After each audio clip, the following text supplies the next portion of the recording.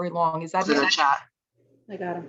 I'm promoting Okay. him right now. All right, we Oh, got him. So Okay, wonderful. So ladies and gentlemen, at this time, I'd like to call our Monday, January 24th meeting to order. We'll begin with a short prayer and a salute to our flag. Please rise.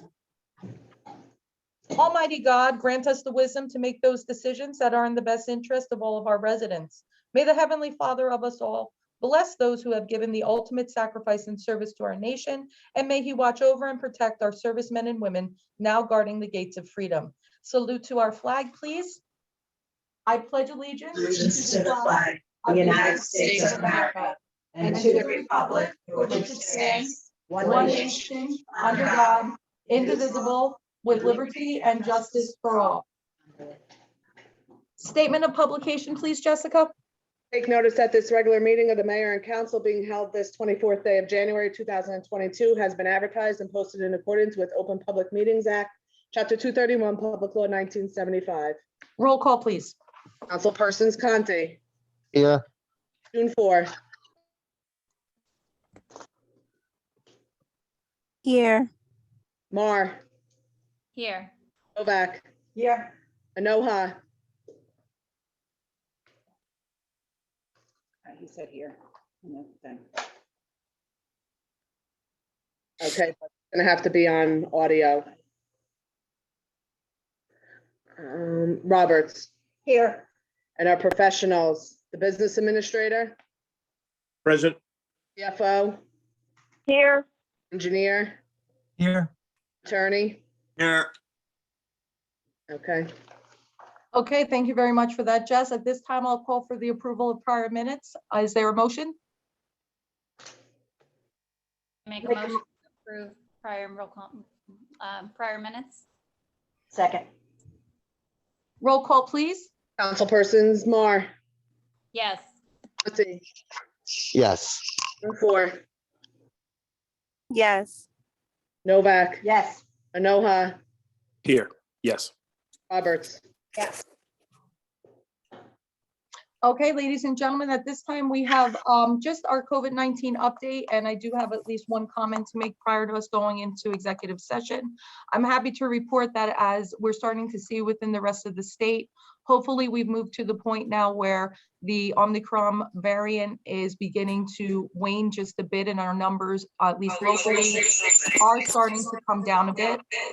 I am saddened to report, however, that we did have several more deaths over the last couple of weeks, which is bringing our total count of those residents that we've lost closer to 120. I believe at my last check, it was 116 of our residents over the course of the pandemic that we have lost. So that is the unfortunate part, but I am very happy to see that our numbers, our positive cases seem to be dropping quite substantially within the last couple of weeks. And I thank residents for doing what they can in order to help mitigate that. Prior to us going into executive session though, and I do see that we have 55 attendees here. I'm very excited to have that many people from the community looking to participate and hear what we have to say. I actually wish that all of our meetings had that many attendees, but in order to just start this meeting off the right way, start this meeting off in what I believe is in the best interest of our town. And I want our residents to know that this council has listened and heard everything that they've had to say. I would like to just break from our agenda slightly and ask for a motion from somebody on the council authorizing our engineer to provide to the Board of Education a list of borough properties that are available and could possibly serve as a site for the bus depot that is currently being discussed to be placed in the section of Morgan. I've been 100% opposed to this from the day I found out about it. And I believe that the rest of the council, I hope, feel the same way. So is there a motion from somebody on the council to Yes, authorize ma'am. our engineer? Yes, Mayor, I'd like to make a motion to acknowledge our, to allow the Board of Ed to speak with our borough engineer to find an alternate location to help our community. I second that. it. Hold on one second. Michelle, I don't know if you wanted to go a little further from the speaking and authorize them to actually present to the Board of Education a map of those locations. It's just my suggestion that I Yes. think that our borough engineer can't do anything with the map unless we authorize to do that. The talk might not be enough. So you might want to amend the motion so that it's not just talk, but to actually present them with a map of borough-owned properties that could Yes. fit that need. I'd like to make a motion to authorize our borough engineer to work with the Board of Ed and create a list of inventory properties suitable for the bus depot, not to exceed $500. I second. I second it. Third and fourth. I think everyone seconded it. So Jess, I'm gonna let you make that call from whomever you heard. Yep. Okay, so And we're gonna, let's get a roll call on that. Councilpersons Mar, Hell yes. Conti, Absolutely, yes. Excellent. June 4, Yes. Novak, Yes. Anoha,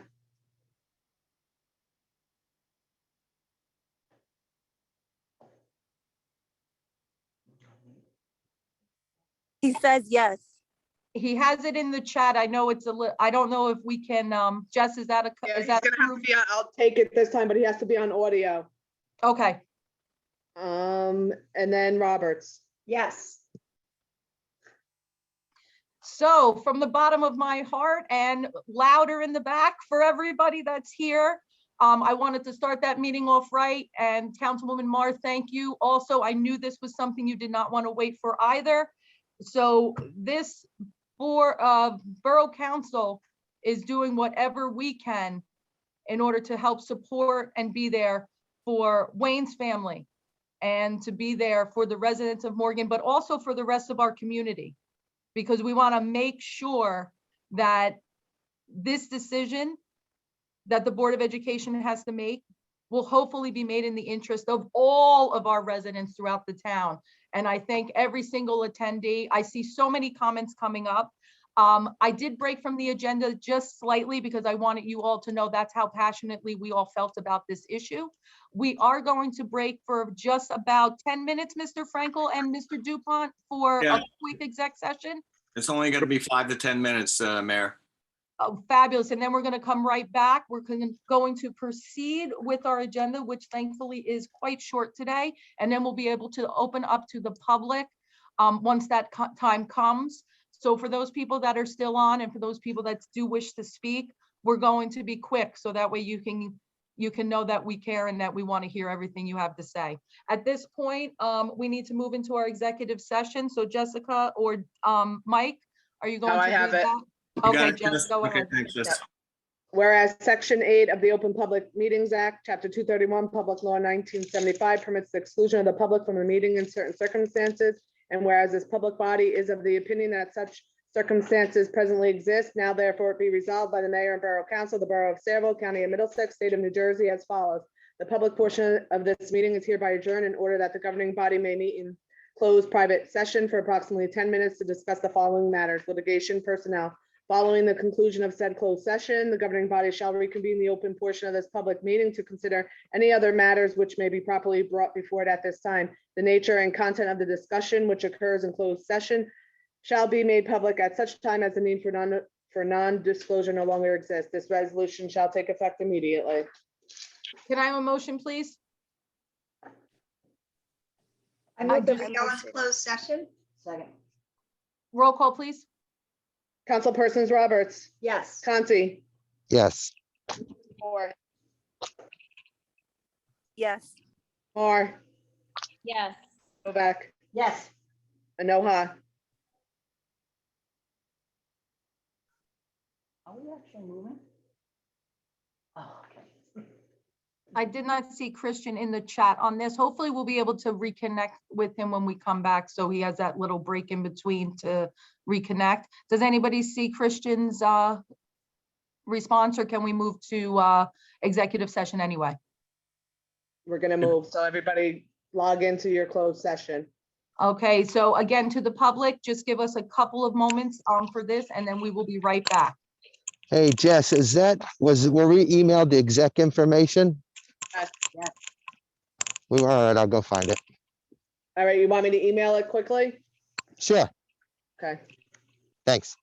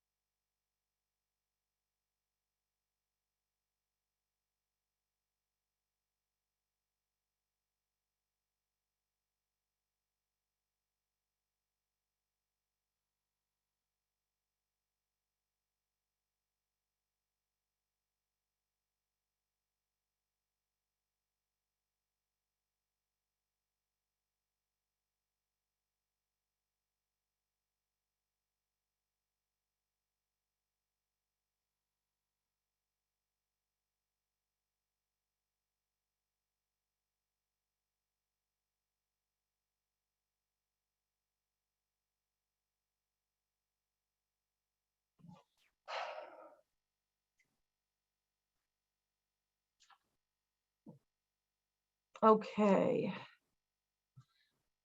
Ladies, when you get back into your spot, just let me know when we are free to start our meeting yet again.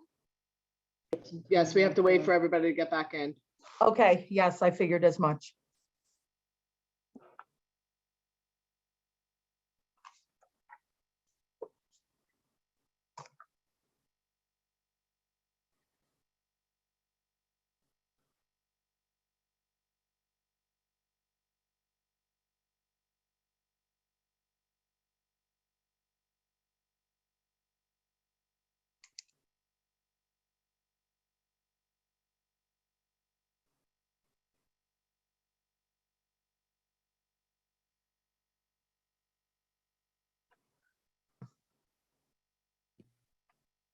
Hopefully you can hear me now.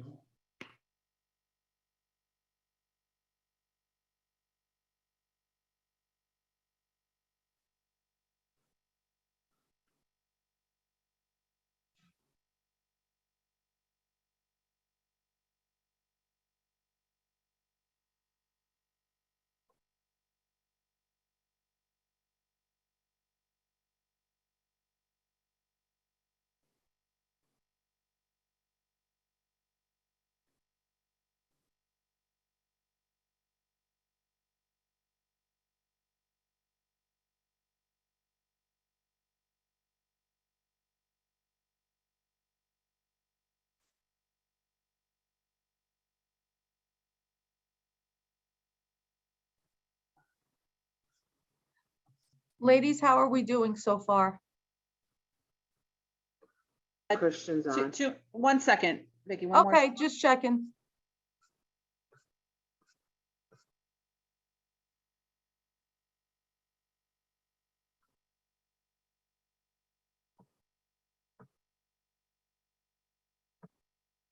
All right, Vic. You got Okay, it? ladies, I need a motion to go back into our meeting. Second, Do we need a roll call yet again? Yes, we do. Jess, please, roll call. Councilpersons Novak, here. Conti, Here, and 4.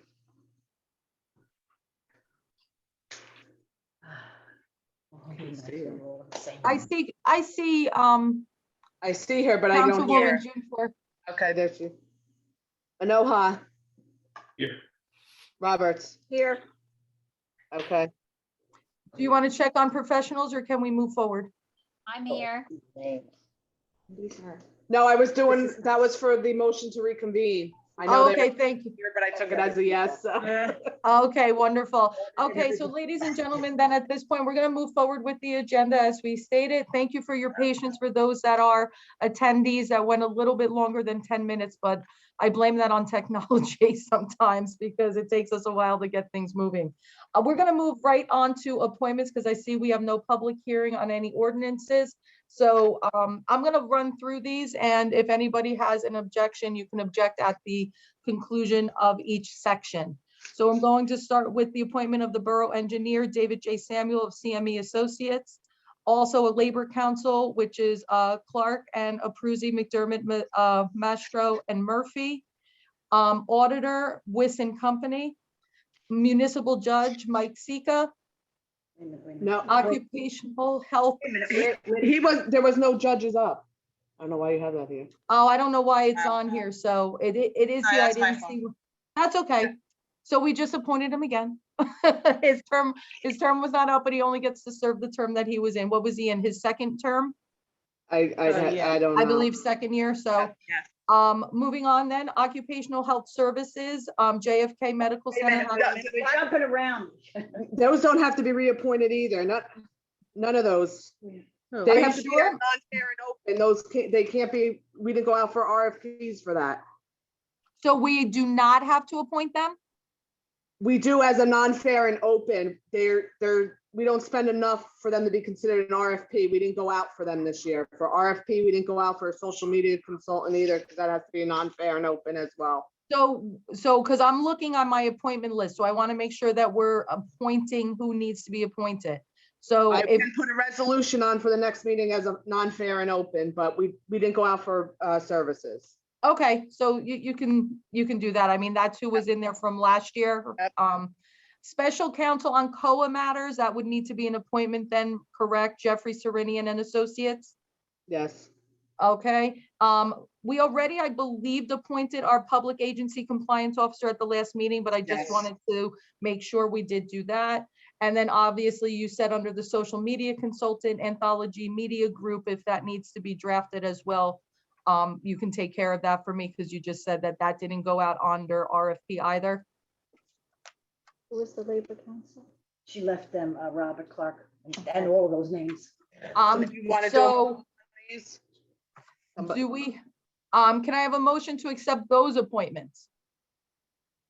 But she only did those three. And then Jeffrey Serenian.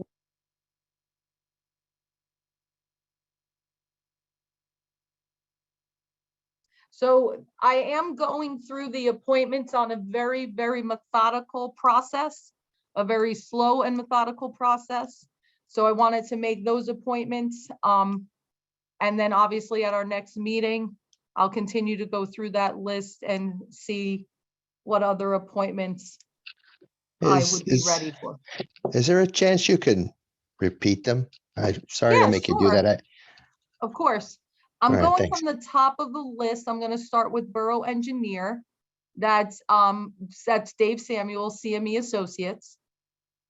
The one right below that is the 1 year for Labor Council. That is Clark, Abruzzi, McDermott, Mastro, and Murphy.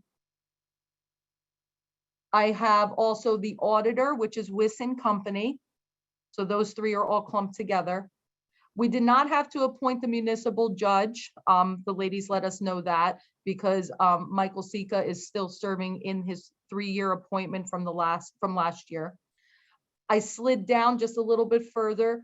Under occupational health services, we didn't have to make the appointment, but Jess, you're going to draft. Is it for next meeting? You're going to draft that up for me regarding reappoint, what would that be? Renewal of the JFK Medical Center and Hackensack Meridian agreement that we have had with them for a while? Yes, the resolution will be at the next meeting. Okay, so that would be a resolution. Special counsel under COA matters, which is just a little bit further down. That is Jeff Serenian and Associates. I think Christian and Eunice have not had to deal with our COA council, but I think those people that have been involved, Mary for sure, knows the Serenian Associates and the work that they did regarding our COA matters. Then I slid down just a little bit further. Also under that social media consultant, would you have to create a reso for that as well? Yes. Okay, so I would humbly request that as well. And that was what I made as far as the appointments that were listed there so far. Again, I'm going through this process very slowly, very methodically. So there are still others to be appointed. I did not appoint all of them, but I did go through and appointed a few of them that are currently on there. I appreciate you repeating those. Thank you. Anytime, Vince.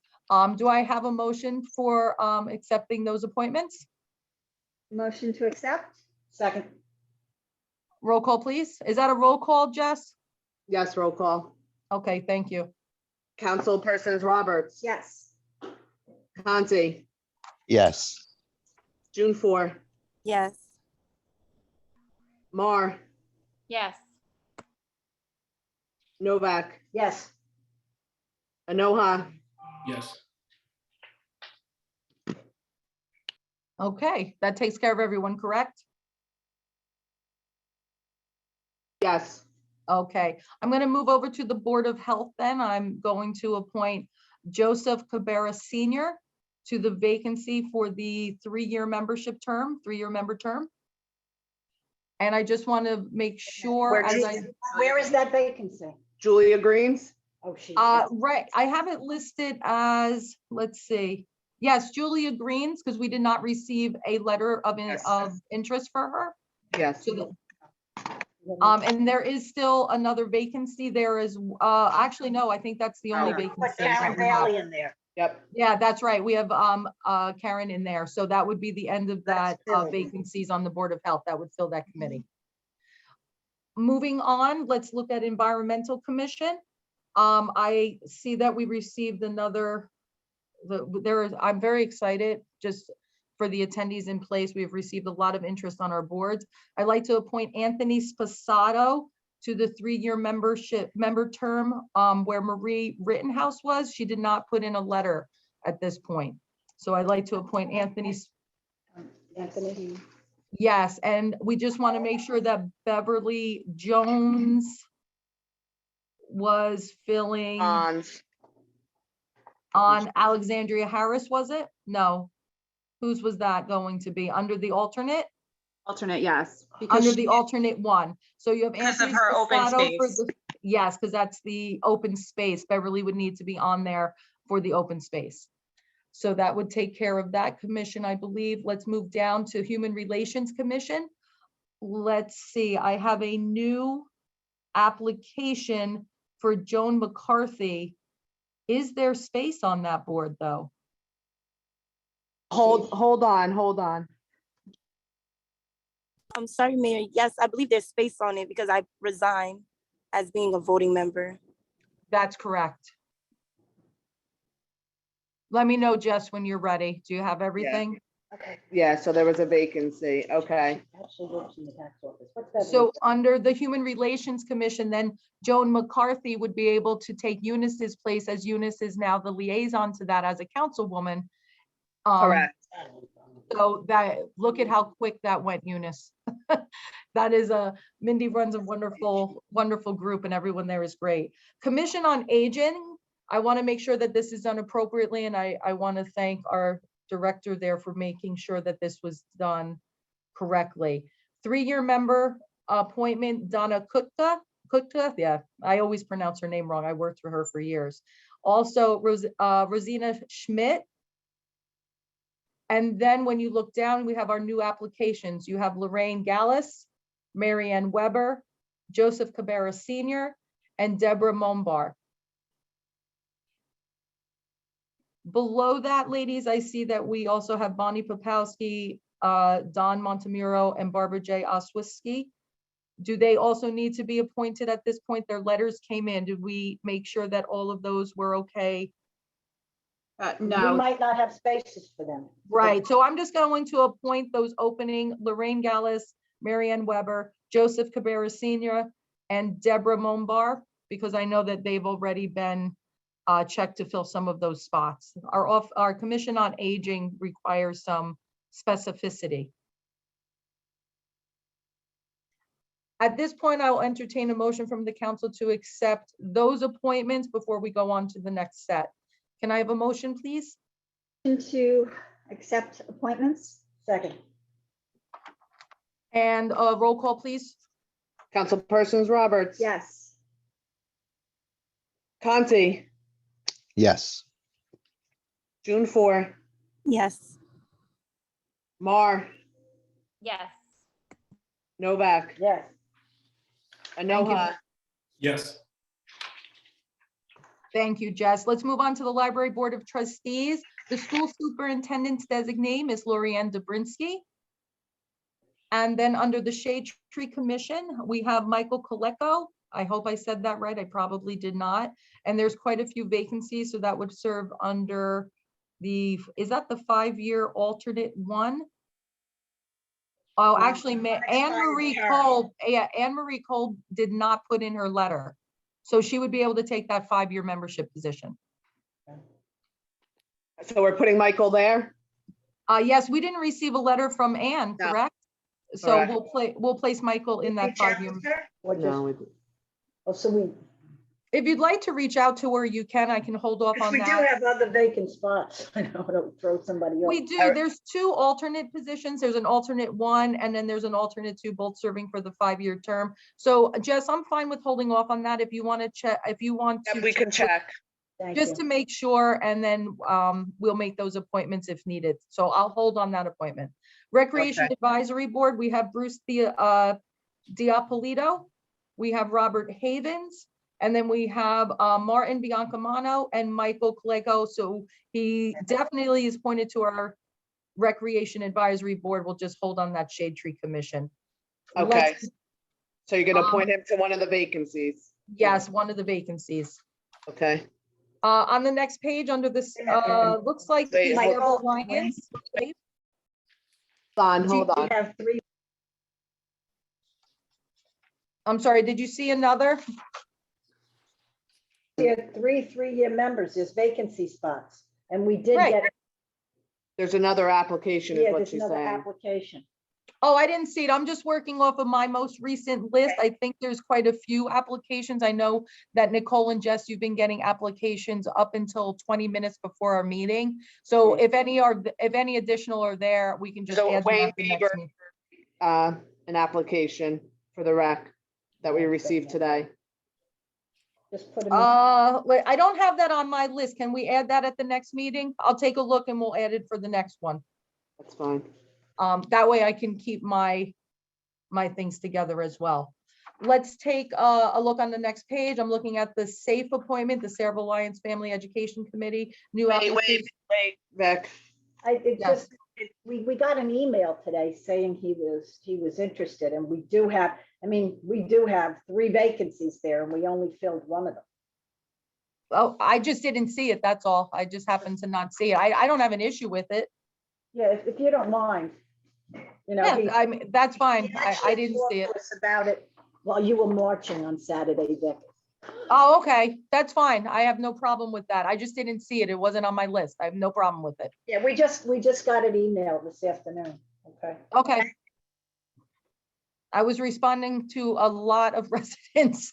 My inbox is well over 100. I've been responding to about 100 residents almost every 2 days. So I definitely did not see that, but I'll make that appointment as well. I have no problem with that at all. Let's take a look then at our SAFE, the Cerebral Alliance and Family Education Committee. We have a student representative, Gianna Ranowitz. I think we know her. Wonderful choice. And when it comes to flipping over to our last page, our police chief's nominations under Emergency Management Council, I will ask that those appointments that are listed on your form be accepted as listed. No changes have been made.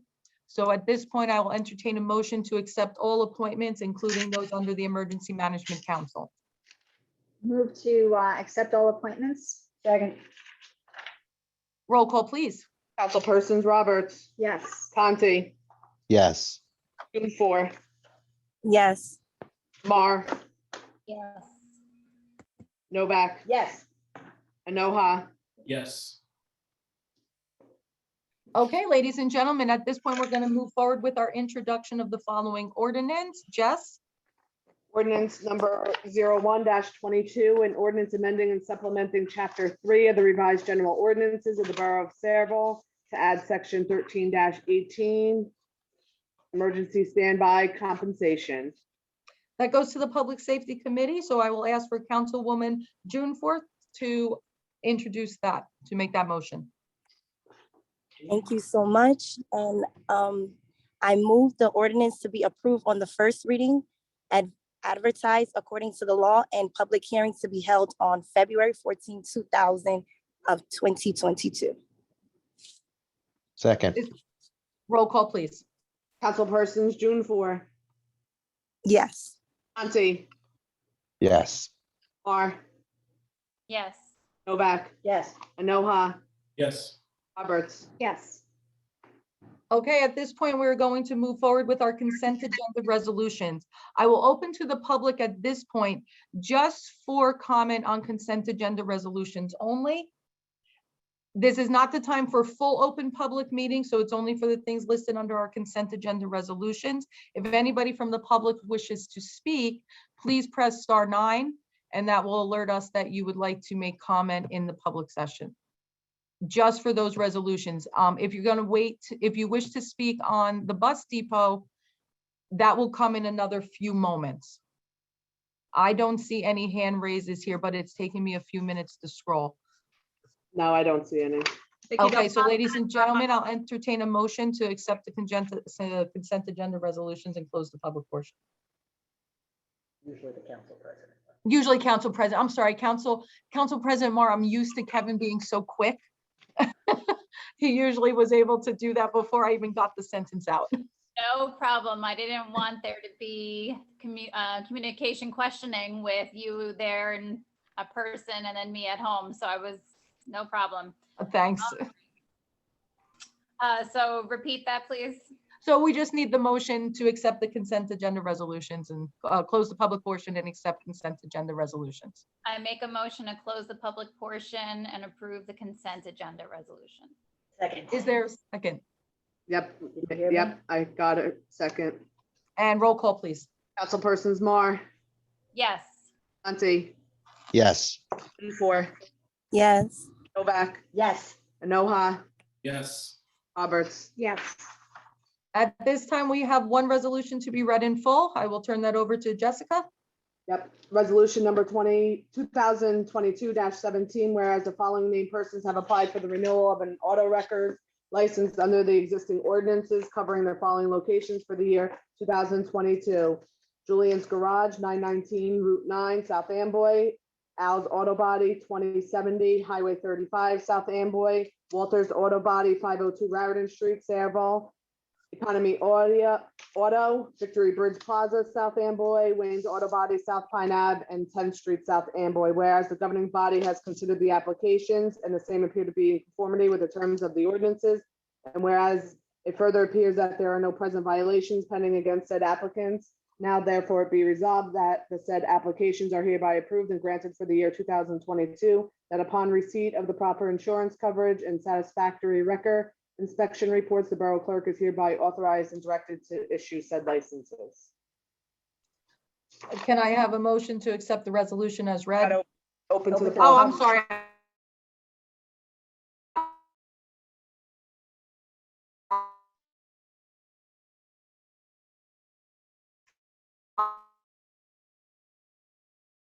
It's only for the resolution regarding the wrecking license renewals. Is it Galib Syed?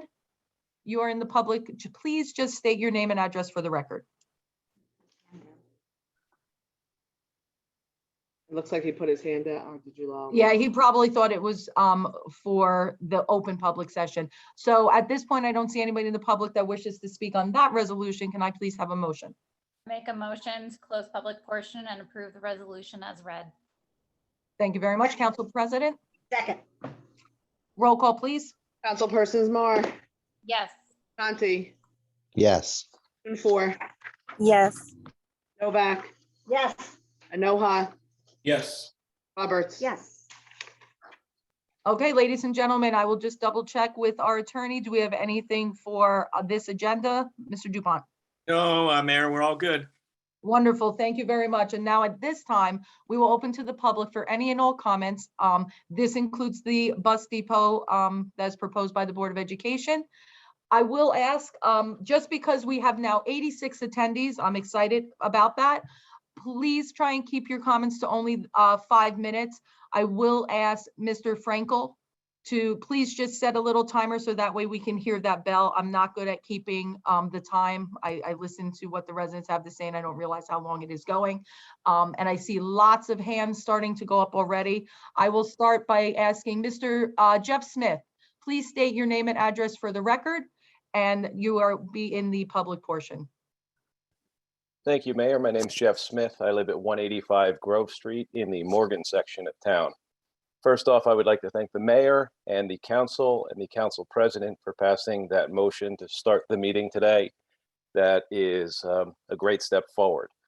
The council president for reaching out to Dr. Labby before the last Board of Ed meeting. I think that's fantastic that you're starting to work together, although I am very disappointed that it took the outrage of all my neighbors in Morgan to make that happen. I hope that there is not a breakdown again in communication between the Board of Education and the Borough Council of Saraville. Thanks to the Open Public Records Act, we have gotten a chance to look at some of the land that the Borough of Saraville owns, the Board of Education owns, and Sarah owns in the Saraville area. So Not being a municipal engineer, being an electronic engineer, I did my best looking over it and see that there's at least 11 properties that may work. And I'm sure CME will do a better job sorting that out. I'm sure you've all seen the outrage by the Morgan residents. We want to just mention that not only do we not want this in Morgan, we don't want this in any Sayreville neighborhood. We don't want this for any of our Sayreville neighbors to wake up to the smell of diesel fuel, bus drivers smoking, and the noise every morning. The memorial site for Wayne Grant that they proposed building it on here in Morgan, you all know the story. I don't think I need to repeat myself. Mayor, you've been very vocal in it. All the council members that I've spoken with have been very vocal in showing their support and even showing up for the Ruck March on Sunday and lending that. So I just wanted to thank the borough for finally working with the board. I hope the support and the line of communication stays open, and rest assured the residents of Morgan and all of Sayreville will hold everybody's feet to the fire to make sure that channel of communication stays open. So just wanted to thank everybody for that. Thanks, Jeff, and thanks for your efforts. I know I had an opportunity to speak with you. And I will say it was an honor to do that 4-mile ruck just yesterday. It was a wonderful turnout. And Jeff, like I've been saying to you from day one, I think you see that from the council. We're behind all of our residents, all of our friends, and all the people in Morgan. We're going to do everything that we can in order to make this right for the whole town. Thank you very much, Jeff. And keep coming. Keep coming. Oh, absolutely. I appreciate it. We're going to move to our next caller, which is Miss Christine Kirkman. Please state your name and address for the record, and then you can make your comments. Hi, can you hear me? I can. I believe everybody Okay. else can. Awesome. Okay, my name is Christine Kirkman. I'm a resident of Morgan. I live on Lincoln Street. I'd like to speak in regards to The number on Lincoln. Oh yeah, just give us the number, please. I'm sorry, for the record. 150. Thank you. I'm sorry, it's 175. I just gave you my daughter's address. That's okay. She's 150. I'm 175. Okay. First off, thank you for passing the resolution that you passed tonight. I want to speak in regards to private first class Wayne A. Grant fields. I understand that there are people that are concerned about property value, pollution, fumes, light pollution, traffic, and I totally get that, and I understand that as well. But I'm here to say that it's so disrespectful to take away a memorial from a Vietnam veteran. Our veterans came home to horrors where they were met with ridicule and humiliation and basically spit upon by fellow Americans. And I was an infant when Private First Class Wayne A. Grant lost his life in Vietnam. But I've been told about him from my mother, my grandmother, my aunts, all from Morgan.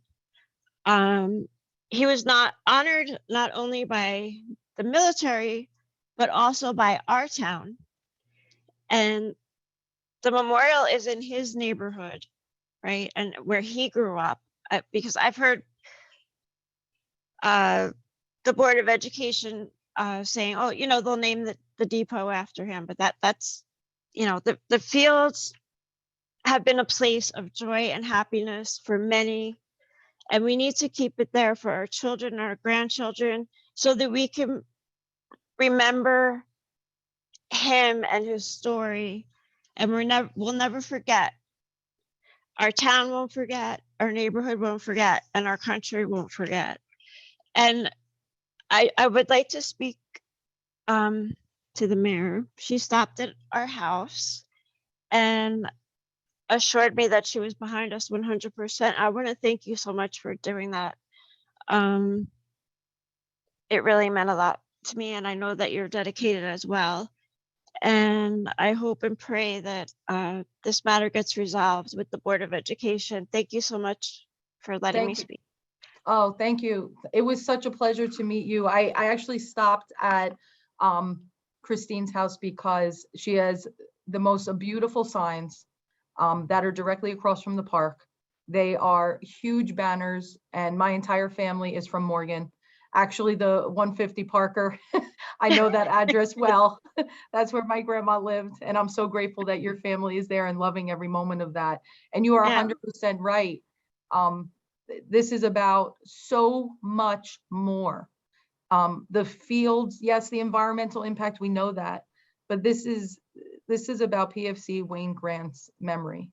This is about his family, and this is about the family of Morgan. Right outside of his house on the pole, it says PFC Wayne Grant Memorial Ball Fields.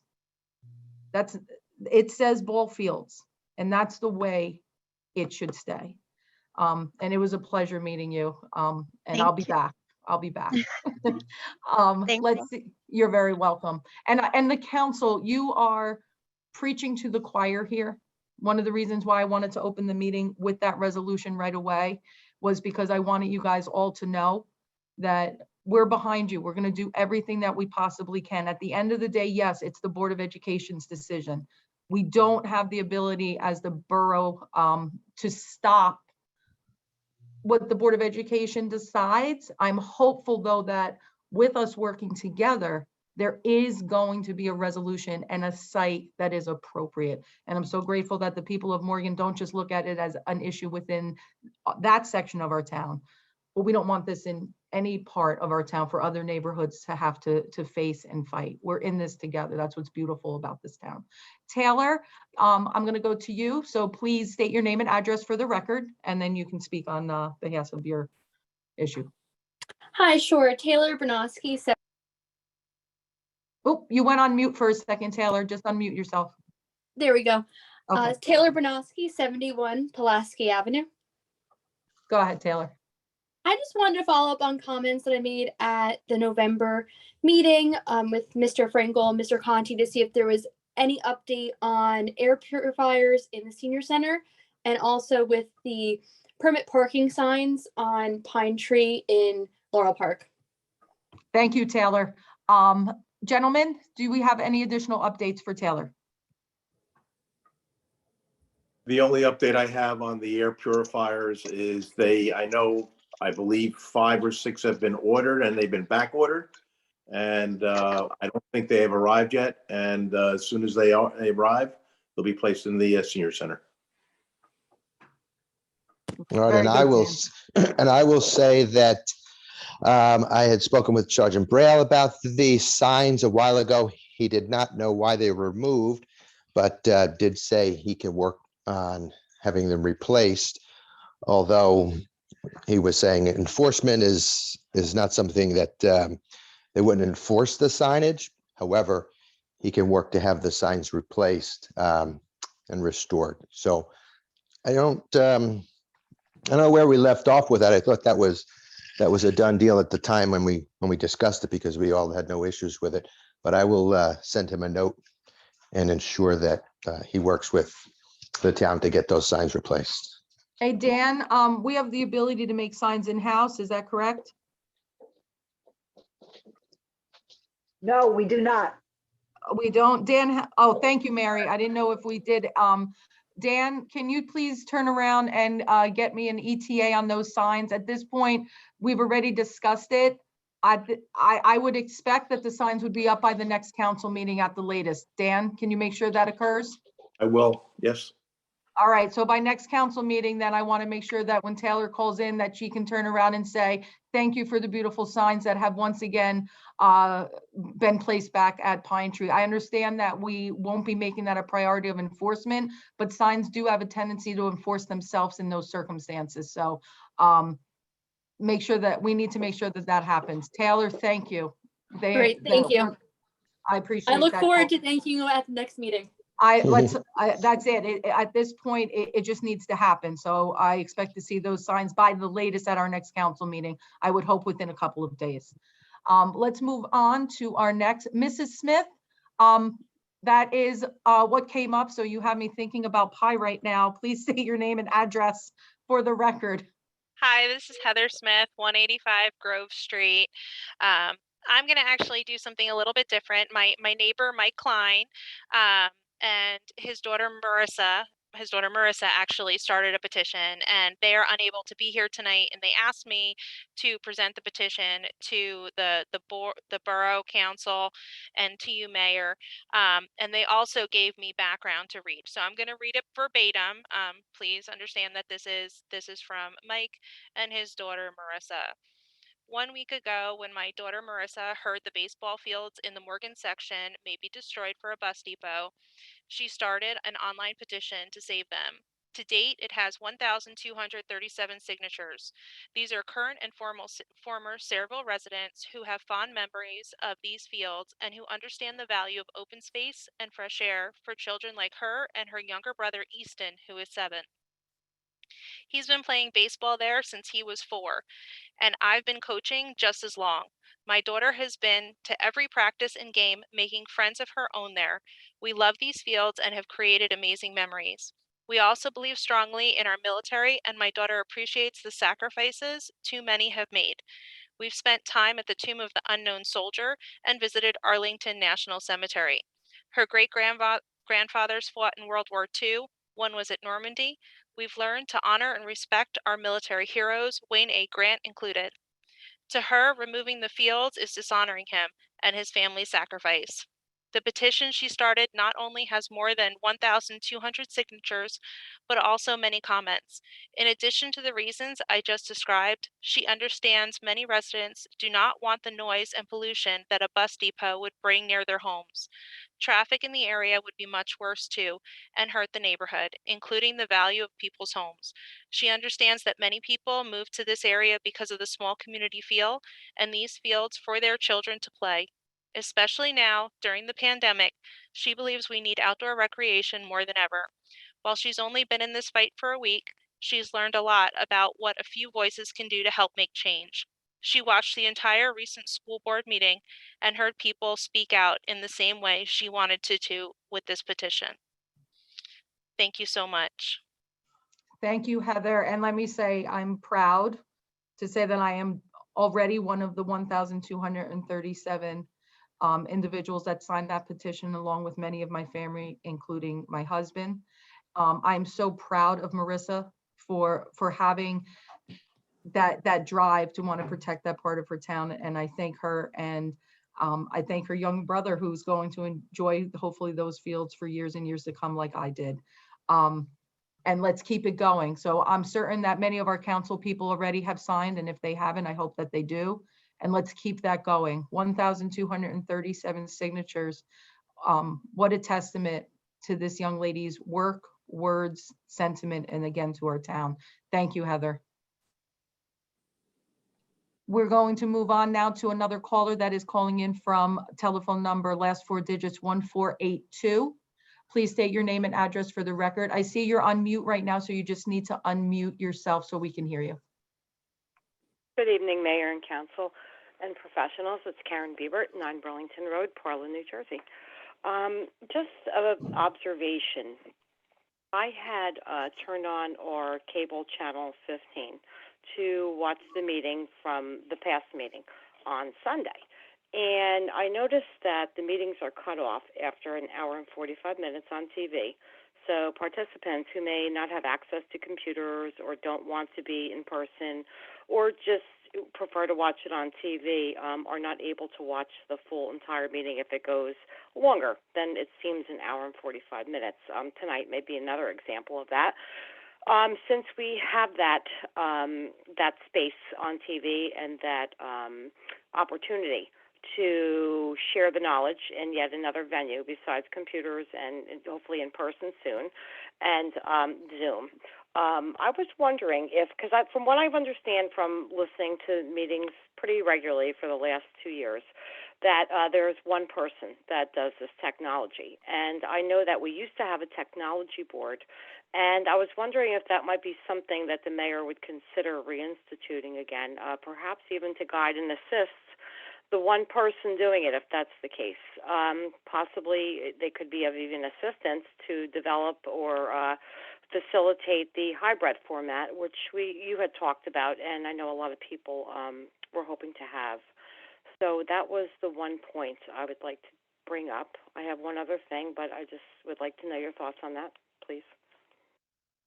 Thank you for that, Karen. First of all, I want to make sure, Dan, can you please talk to Tom about the 1 hour and 45-minute cutoff time? I did notice that myself a couple of weeks back. I was watching one of the boards, and I don't remember which one it was, but it was going a bit long. I actually think it was an older meeting, and it did cut off as well. So let's see if we can expand that time. In reference to the technology board, I'm going to put that on pause for a second, because what we are currently considering, and the council needs to think about this moving forward with our budget for this year, is actually looking at our technology department. Boards are limited to what they're able to do, the access they're allowed to have, and the work they're allowed to do for the borough. So what we're looking at is, while Tom is amazing, and jokingly, I've said to him multiple times, we need to work on a cloning situation possibly for him. But I think what we need to do is assess our needs as far as actual employees that would not have the same limitations that we would have when it came to a board. But I am definitely not opposed to the resurrection of the technology board once we turn around and get a better feel for what we need to provide Tom with as far as in-house. And I think that would be an important conversation to have with Tom regarding the technology board. I think one of the reasons why it wasn't successful in the past was because we really didn't have a clear vision for what we expected and what we had hoped the board would be working with and on. It was something that was spearheaded by a previous council person. And once that council person had left, I don't feel like that's not in my wheelhouse. So I definitely think that it is in our future. I hope that helps a little bit.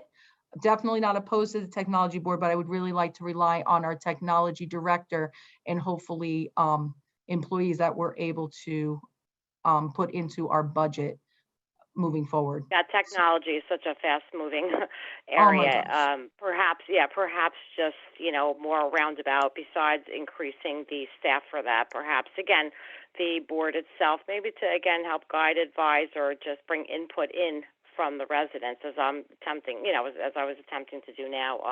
I do want to comment on the Ruck on Sunday as well, and it was wonderful to see everyone there, from Board of Ed members to both parties in town, and of course the residents, and just to remind the people that how powerful you are when we, the people, stand up and want to get a point across. They did a heck of a job, and I was so proud to be there with them, and I know you were, and the council people were, and it was just wonderful. The other thing I wanted to bring up, because I was hoping that this didn't get lost in the sauce, and I know that this has been on and off the agenda and on the council's minds and plates, and yours as well, is the COVID relief money. The council has brought it up more than one occasion, the hiring of a consultant to facilitate on that, how that money can be spent. And I personally am fully agree with that, because you don't want to make any mistakes there and have those costs fall back on the taxpayers. I was wondering if there's been any progress on that being hired. Yeah, we did that quite a while back, Dan, right? How many meetings back was that? I believe that was 2 meetings back. Yeah, at least 2 meetings back. So we are working with a consultant in reference to that. And I believe Denise, between Dan and Denise, you are constantly looking to see what new information that we have. So we are definitely moving forward with that. And I think that we'll be able to use that appropriately. Yeah, we were, all at that meeting in December when Senior Patrolman Civilli had attended that December 16th meeting and had asked on behalf of the Sayreville Police Department if they'd be eligible for any of that COVID relief money. These, obviously, the officers, the EMTs, the fire people, they all served with that question during the height of the pandemic, and especially, could have potentially jeopardized themselves and their families. Without hesitation, as they always do, they go into battle. And I was looking around a little bit, and I see South Amboy gave comp time to their people on the police department. Trenton gave money to their people per officer. It was a pretty decent amount, I think like $7,000. So in light of the brand new council as of January 1st, I thought I would bring this back up on the table and hope that, they never forget us, and hope that, we keep them in mind and move forward on that. And I'm very glad to hear that a consultant has been acquired. So that'll be it, Thank Mayor. you. Thank you very much for your time, everyone. Thank you very much. I'm just gonna scroll down to the bottom here. Is that is that our Assemblywoman Yvonne Lopez? Yes, Mayor, I wanted to acknowledge Yes. that Assemblywoman Lopez is on the line with us tonight. She wanted to introduce herself to our new council members, and this bus depot issue is an environmental issue near and dear to her heart, so she'd like to talk about it. Hello, Assemblywoman, and is this, I would like to say congratulations also on your newest position within the Assembly. Thank you. Thank you so much. It's always great to hear your voice, so I'm going to let you speak and introduce yourself. Thanks, Yvonne. Thank you. Thank you, Mayor and Council President Cassidy and members of the council. I wanted to take a brief moment here to congratulate the new two council members, Councilman Anoha, right? And Councilwoman Jufor. Congratulations on being a member of the Cerebral Council, and I look forward to meeting both of you sooner than later. Thank you. Mayor and Council President Cassidy, thank you, all of you, for your leadership, for taking action on this issue. Last year, we had a similar issue here in Perth Amboy, where buses were, they were all throughout the town, especially in the residential areas here. And the city and the council members took action immediately, and we identified 3 new sites. The private buses were located down by the cornucopia, and then the Board of Ed buses are now located behind 2 of the schools here in town. So we're really delighted about that. This is a quality of life issue, and it's also an environmental issue. It's not just the fuel from the exhaust, but also automotive fluid and leakage, such as oil and brake fluid and antifreeze, which can poison the ground. So I'm very grateful to the entire leadership here for taking action on this. And, I just look forward to meeting the 2 new council members in the near future. So just want to say how grateful Speaker Coughlin and Senator Vitale and I am that you have taken this action. Thank you. Oh, thank you so much, Assemblywoman. And again, congratulations. You're officially our Madam Deputy Speaker. And we cannot look at a stronger woman in order to serve in that position. And we will be reaching out to you, I'm sure, because I did know about that. I've been researching some towns that have also had similar circumstances, and your insight is always, always, always very appreciated and spot on. So I am certain that we will be reaching out to you as a council to help our residents. And thank you so much. Thank you for your leadership. Thank you. Thank you. Take care, Yvonne. Thank you. Bye-bye. Bye-bye. Okay, next we have, it's Doreen Frega, I believe. So you are in the public. Please state your name and address for the record. Hi, thank you, Mayor and Council. Doreen Frega, Saddlebrook, New Jersey. 123 Dana Way. I'm with Animal Protection League of New Jersey. And last year, I attended one of your mayor and council meetings regarding the geese. So this is just a follow-up. I was told to check in. And I know last year you were doing non-lethal. I know in the past, there was some kind of lethal going on with the USDA and I believe the county. So I think that Sayreville now had separated from that and they were doing non-lethal with the geese. So I was just wondering if that's still the same situation, if there were any new contracts that were signed by the USDA, and I'm just hoping that everything is still non-lethal. Doreen, thank you. And I do remember you from the last, from when you had come and spoken, I think at least 2 times. Dan, I believe we kept with our non-lethal geese control. Is that correct? My understanding is that's correct. Very good. Just double check for us once more, but I do not believe that we have reverted back to that previous manner of handling our geese population. So we have not forgotten about you. Oh, thank you so much. And that's just like wonderful news because, there's so many different non-lethal ways to control the population. We have a lot of information. If you do need it, I can send it over. We have just like a whole big toolbox of non-lethal that would really help your area. Thank you so much, Doreen. I actually believe you had sent that over last time, but it never hurts. You can gladly send it over to myself as well. And I will make sure that either the rest of the council or Dan will make sure it gets disseminated out. It was a very interesting read and quite frankly, a little scary because it was real and eye-opening. So thank you, Ms. Frega. Thank you, Mayor. Thank you, Council. Thank you for taking my call this evening. No problem. Bye. Bye. I see, is it Eric Kutz that is also on the line? Please state your name and address for the record. Yes, hi, my name is Eric Kutz, 123 Madison Street. Thank you for taking my call, Mayor and Council, and thank you for this resolution. Once again, to follow up with what Jeff Smith said earlier, we really want to make sure that the council sticks with the Board of Ed and works with them in finding a new location for this. As a resident of Morgan my whole life, those fields are very sentimental to me. And then as the director of player development for Saraville AA, I look to use those fields for the future generation of kids that are going to be playing on them. My one thing that I would look to for this council to do is after this is resolved and hopefully a new bus depot location is found, to work with the Board of Ed to preserve this space for the future so that this space can't be put into anything else other than the PFC Wayne Grant Memorial Fields. That's my statement on the bus depot. You guys have a lot of work for that going forward, so I appreciate that. One other statement, just on the playground, just off to the side of it. I put a call in last fall that the slide was damaged. There was only emergency tape placed up to keep children off the slide. It is still a dangerous situation for them though. So I would like to see if we could do anything about that slide there in that park. Thank you. Thank you very much for all of that.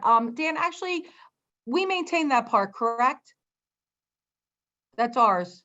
I believe that's our park that we made. I know that it was actually dedicated by the Board of Education a number of years back. The plaque is still there in the middle of the field. I'm there constantly.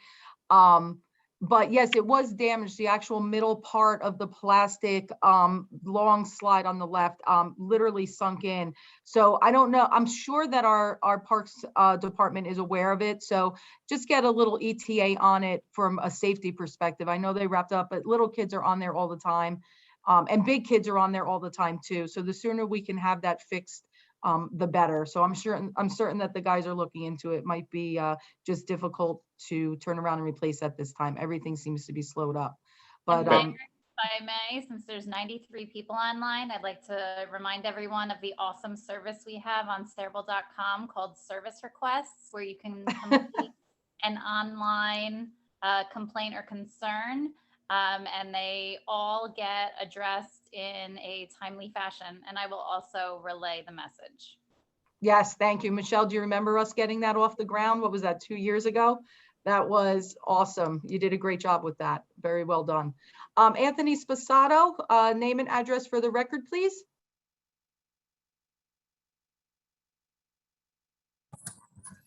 Yes, hi, can you hear me? Yes, I can hear you. All right, my name is Anthony Sposato. My family and I live at 54 Washington Road in Saraville. Longtime listener, first time caller, so thanks for taking me there. I wanted to speak about the dialogue that has been created as a result of the proposed bus depot. As a person who grew up in a small town in upstate New York, we grew up being taught that making a difference means speaking up and speaking out.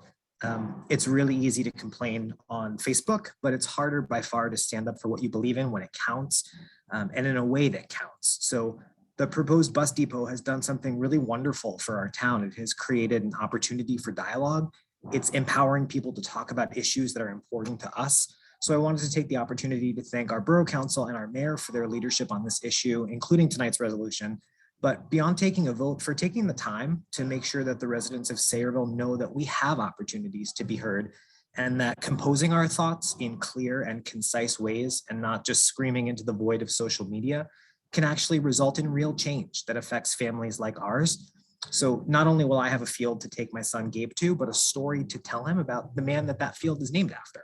And he will know that our friends and neighbors stood up together to protect that field, including a petition started by a young person, signed by over 1,000 people, perhaps engaging for the first time in civic leadership. So thank you, Mayor and Borough Council, for your leadership in seeking an appropriate fit for the needs of our students and balancing that imperative against the storied history that makes our town so special. I encourage all of our fellow residents to continue to be so bold and so brave and to continue this commitment to participating in keeping our town a place where all of our families are welcome. So thank you again. Beautiful and well said. As many comments, I see at least one comment in the chat. Thank you for that, Anthony, and very well said. Very well said. Let's take a look. Excellent. You're getting a lot of thank yous. I love the dialogue through the chat. It's wonderful to see. Camille Logan, you are in the public portion. Hey. Hi, my name is Camille Logan. My husband Derek and I live at 190 Bayview Avenue, and we've been residents of Morgan for the past 22 years. We moved here, we fell in love with the area, we fell in love with the town, and it's very encouraging to know that the council and the Board of Education will work together to make sure we find an appropriate place for the buses. My question is, I'd like to know a little bit more about the process and the timeline and when we can expect to know that this issue has been resolved. I know things don't happen overnight, but I am concerned and want to make sure that we're following through on this in a timely manner. Excellent question, Camille. So there is some limitations here at the Board of Education level, because, or at the borough level. Ultimately, the Board of Education, this is their decision to make. So their timelines are going to be more of what you want to follow. We as a Borough Council, we are not able to approve or deny what the Board of Education chooses to build. What we can do, and what I hope that the Board of Ed will do once it comes time for them to finally move forward with this project or not, if they choose to move forward with this project, regardless of where it is, Morgan or some other place, let's hope that everyone is listening and we're able to find a more appropriate and suitable space. But let's err on the side of positive. Let's say that a new location is found. It will be up to the Board of Education then to turn around, do their build, do their paperwork, work with their architect, work with their engineers, and then hopefully they will bring that to the planning board as is required by law. Once it comes to our planning board really cannot approve or deny this project. But what they can do is the professionals will be able to make comment regarding any impact that the build would have, regardless of where it is.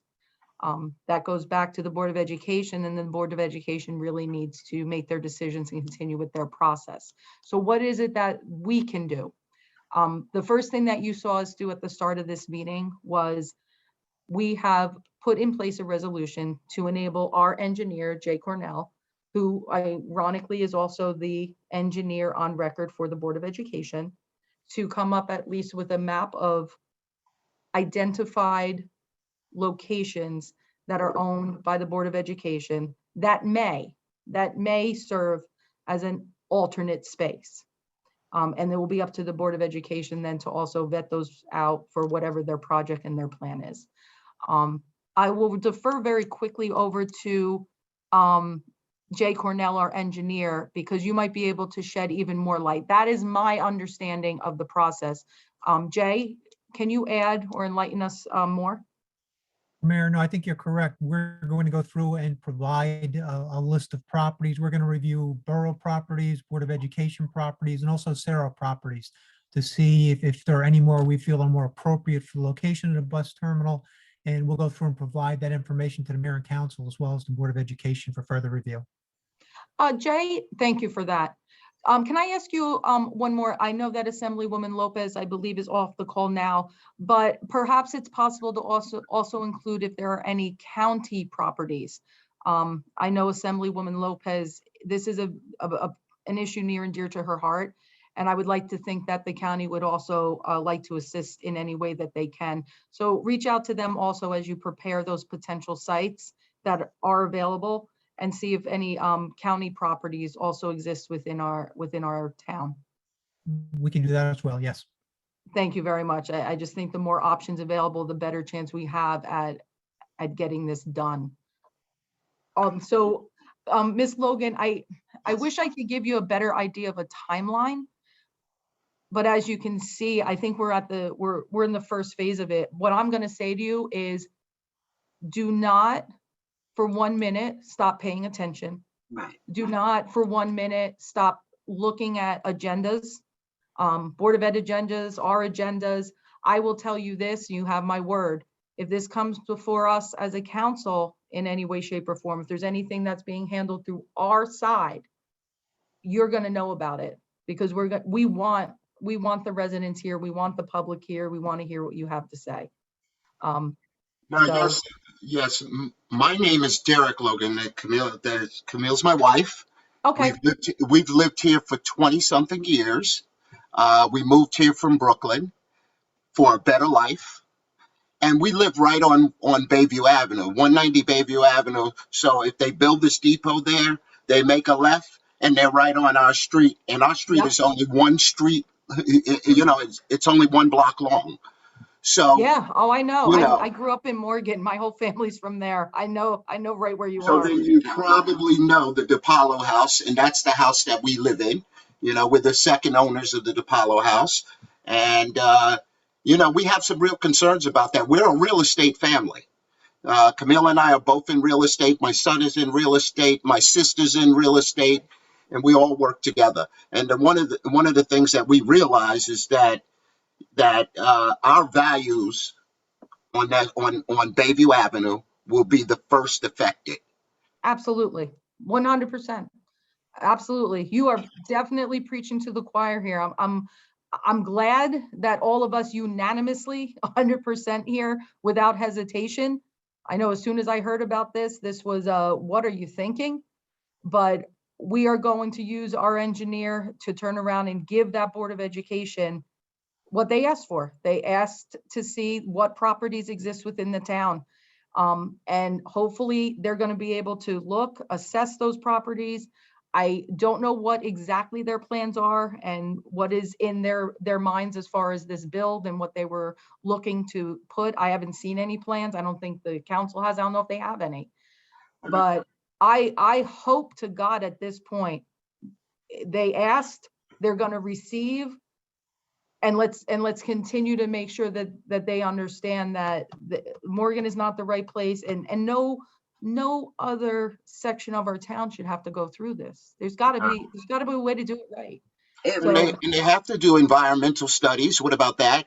I looked online. That's why it should go to the planning board. Exactly. So I didn't see anything to that respect either, and they should put that out there. So it almost felt like it was kind of like they were trying to sneak that in. But I really think that that the Board of Education is probably kind of trying to push the lines of communication open with the council and with the city. So I think there was no reason to push it. All they had to do was literally knock a little sooner, but it doesn't matter what the That's the same thing that they said about the town.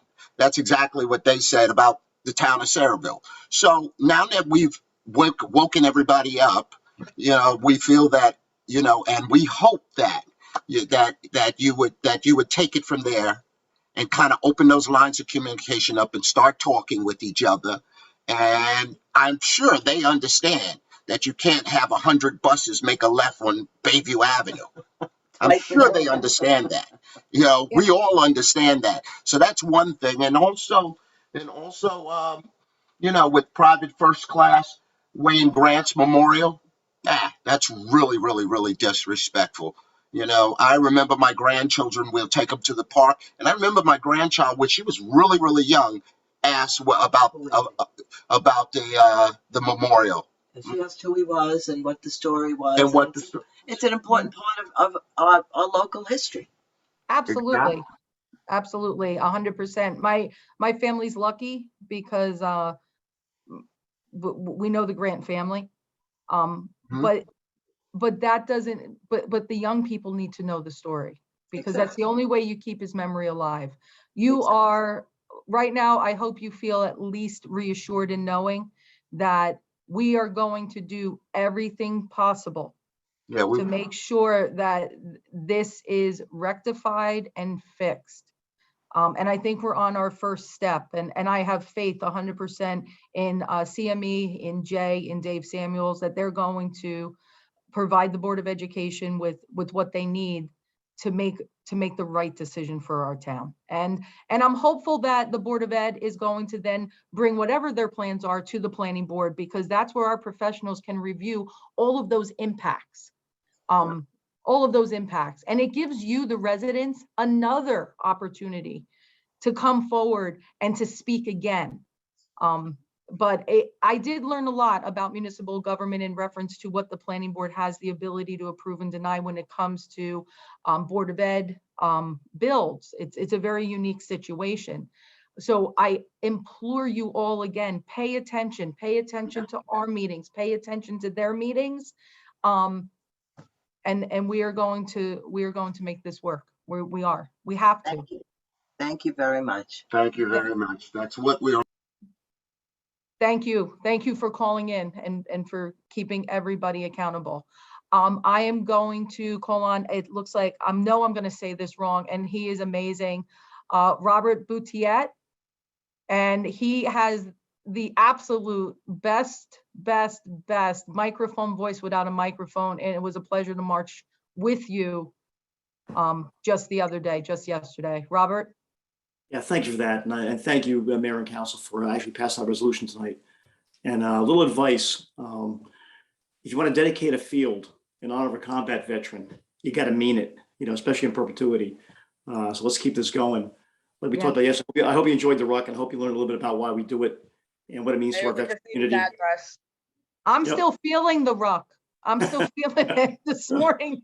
That was only 4 miles to get you up to 26.2. I'm telling you, this was a great test for me. I mean, I've been going slow since having COVID, and it felt good. I actually felt good to hurt, because I needed to feel that, because I needed to feel how people were feeling yesterday. That's how passionate everyone was. You did I'm so grateful for what you were able to do. Thank you. We appreciate you were there, and we appreciate the members of the council and whatever that were there as well to support us. Like I said, remembrance, honor is really important in our community. We talk about, warriors died 2 deaths. The first is when they take their last breath and the heart stops beating on the battlefield. The second is when their name is last spoken. And I'm going to commit from you guys on the council to make sure that PFC Wayne Grant doesn't suffer that second death. That's all I have to say. Thank you. Thank you. And just to echo so much that you said, Robert, one team, one fight. And I was proud to say PFC Wayne Grant's name repeatedly walking down those streets. Thank you for your leadership in our town. We're going to go to Galip Syed. Hi, my name is Galip Syed, 3 Sophie Street, Parlin. I am a bit far away from the location from where my brothers and sisters are coming to have this resolution appreciated. I also feel very proud, Madam Mayor and Council men and women who have taken this opportunity to pass the resolution in the recorded suggestion. Really appreciate it. And WIIFM, what is in it for me? What is in it for me is that if you don't want in your backyard the bus depot, I don't want in my backyard also. So we want to make sure that our ecosystem is not destroyed, and we are going to keep that as a natural ecosystem in which we are living. I have been living in Cedarville for the last 20 years, and my kids have grown up, went to school here. We have enjoyed, we have gone through various times to the memorial, and I do appreciate, and I do say that the freedom doesn't come without a price. Mr. Grant family has paid the price, and I stand up and salute to the family, and I do want to continue to see that memorial, not myself, but my children and my children's children. And I hope to live in Cedarville. I'm not going away anywhere. And I really appreciate Madam Mayor and council members to pass this resolution. And I feel confident that when there is an issue, you are there to listen to us and come up, and you try to assume a reasonable solution for the community, where we can feel confident that yes, we have put a trust in the form of a vote before you, and you are honoring that trust. So once again, thank you for your resolution, and look forward to see our Board of Education doing the same. And if not, then there's again going to be an election. With that note, have yourself a wonderful evening. Thank you very much for those comments. We're going to move next to, I see Jessica Layton, I believe. Hi, thank you so much for addressing this at the top of the meeting. I know myself and everyone in the chat really appreciates you guys taking the time to listen to our concerns. I just want to echo everyone else. I want to do everything we can to make sure that this doesn't just not happen in Morgan, but it doesn't happen anywhere else in Sayreville. It's really important. I think that, as Assemblywoman Lopez mentioned, you know, this is environmental. I don't want anyone, any neighborhood to have to go through what we're going through right now. So anything the council can do, not just for us, but just moving forward to ease Sayreville residents' minds, that's really all that I wanted to say. So thank you again for, you know, opening your ears and listening to all of us today. Thank you, Jessica. There's certain names that, again, I've been responding to a lot of emails, and I apologize if there's anybody on here that I haven't gotten to yet. My emails are coming. They'll just be a little different because we're further down the road. Jessica, I believe I've emailed you at least once, maybe twice. Yes. And I want to say thank you so much for being one of the first people to get that email in, and for working so hard with many others to organize the town. And I'm here. Anything that you need, just reach out. We're all here. Thank you. Thank you so much. Dave Civilli?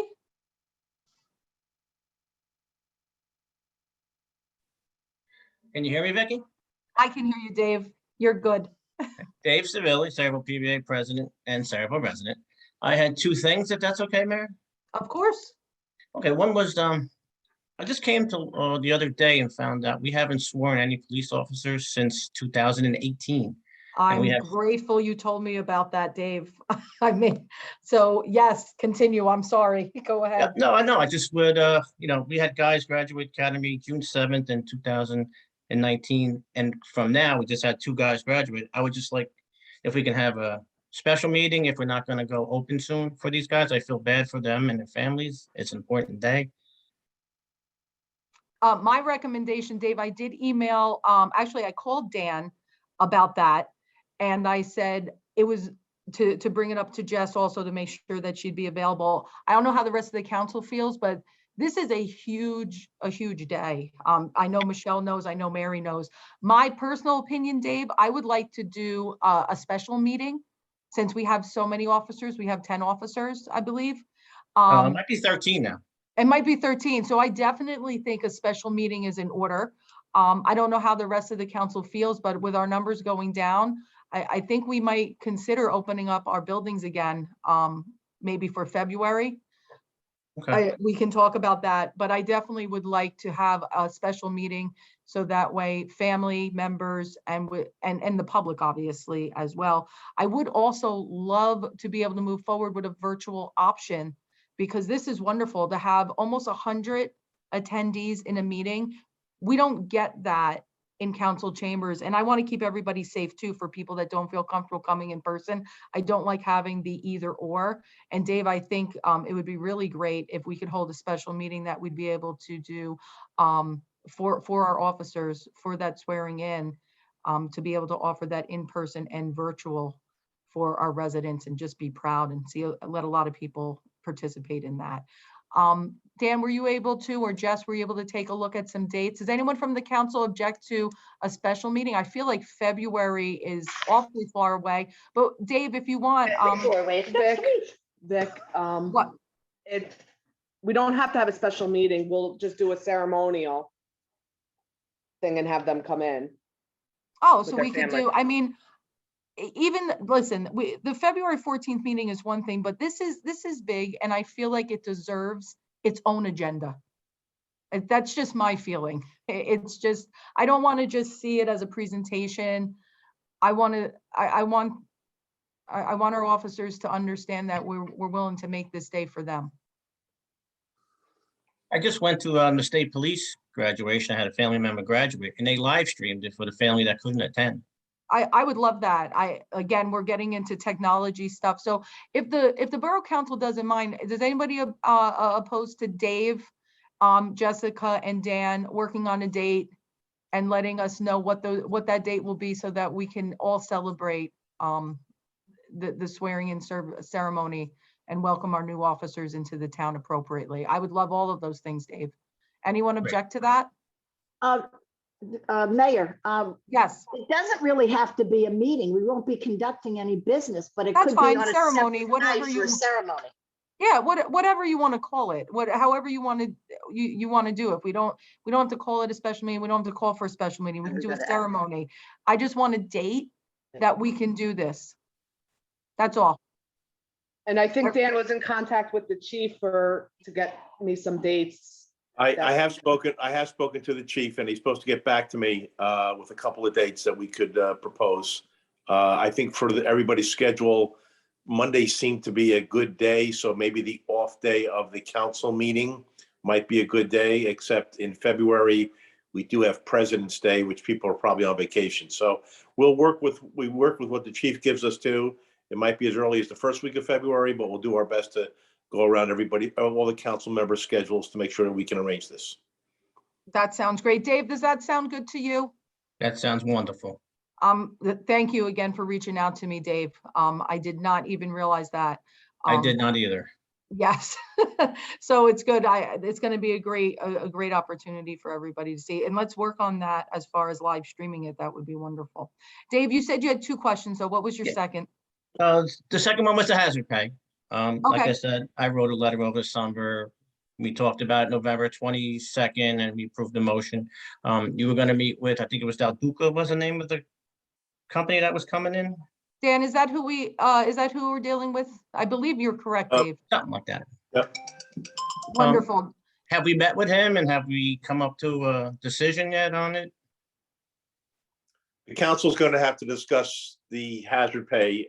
We'd have to probably do that, Mayor, in closed session. And it's up to the will of the council.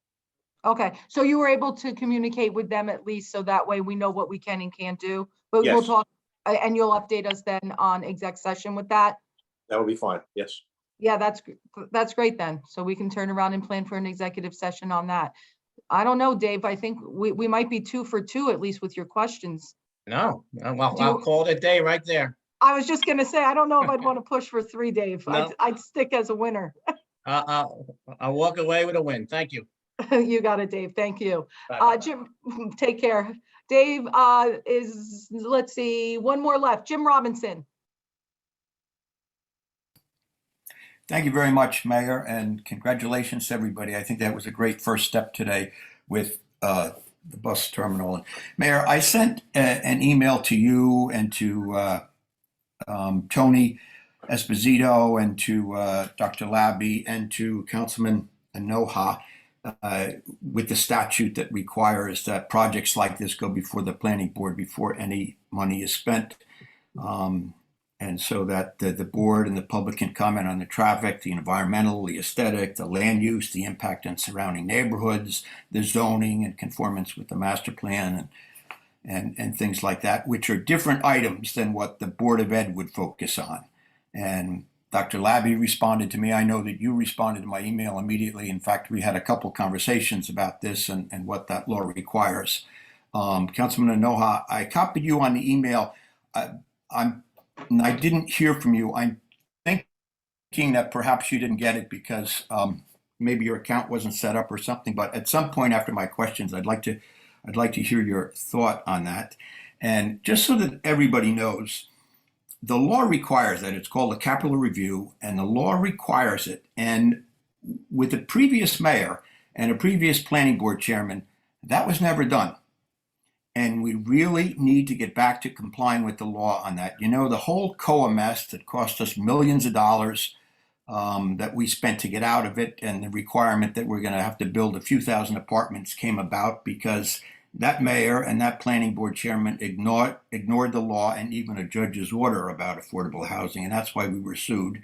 And that's why we're now paying the price. So it's really important that the school board and the borough comply with these statutes when it comes to land use. I'll give you one example how that can be helpful. Back in the 80s, there was a councilman who had a plan to convert the Department of Public Works garage into a first aid squad.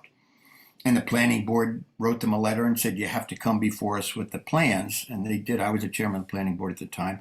And when they did come before us, we pointed out that that location, the existing Public Works garage, is actually closer to South River than it was to most of the area in Sayreville that it served.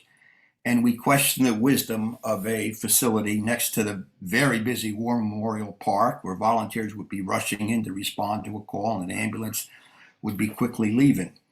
And based on those comments, Mayor McCormick, who was the mayor then, approached DuPont and asked them to donate the current site on Washington Road near the center of the town.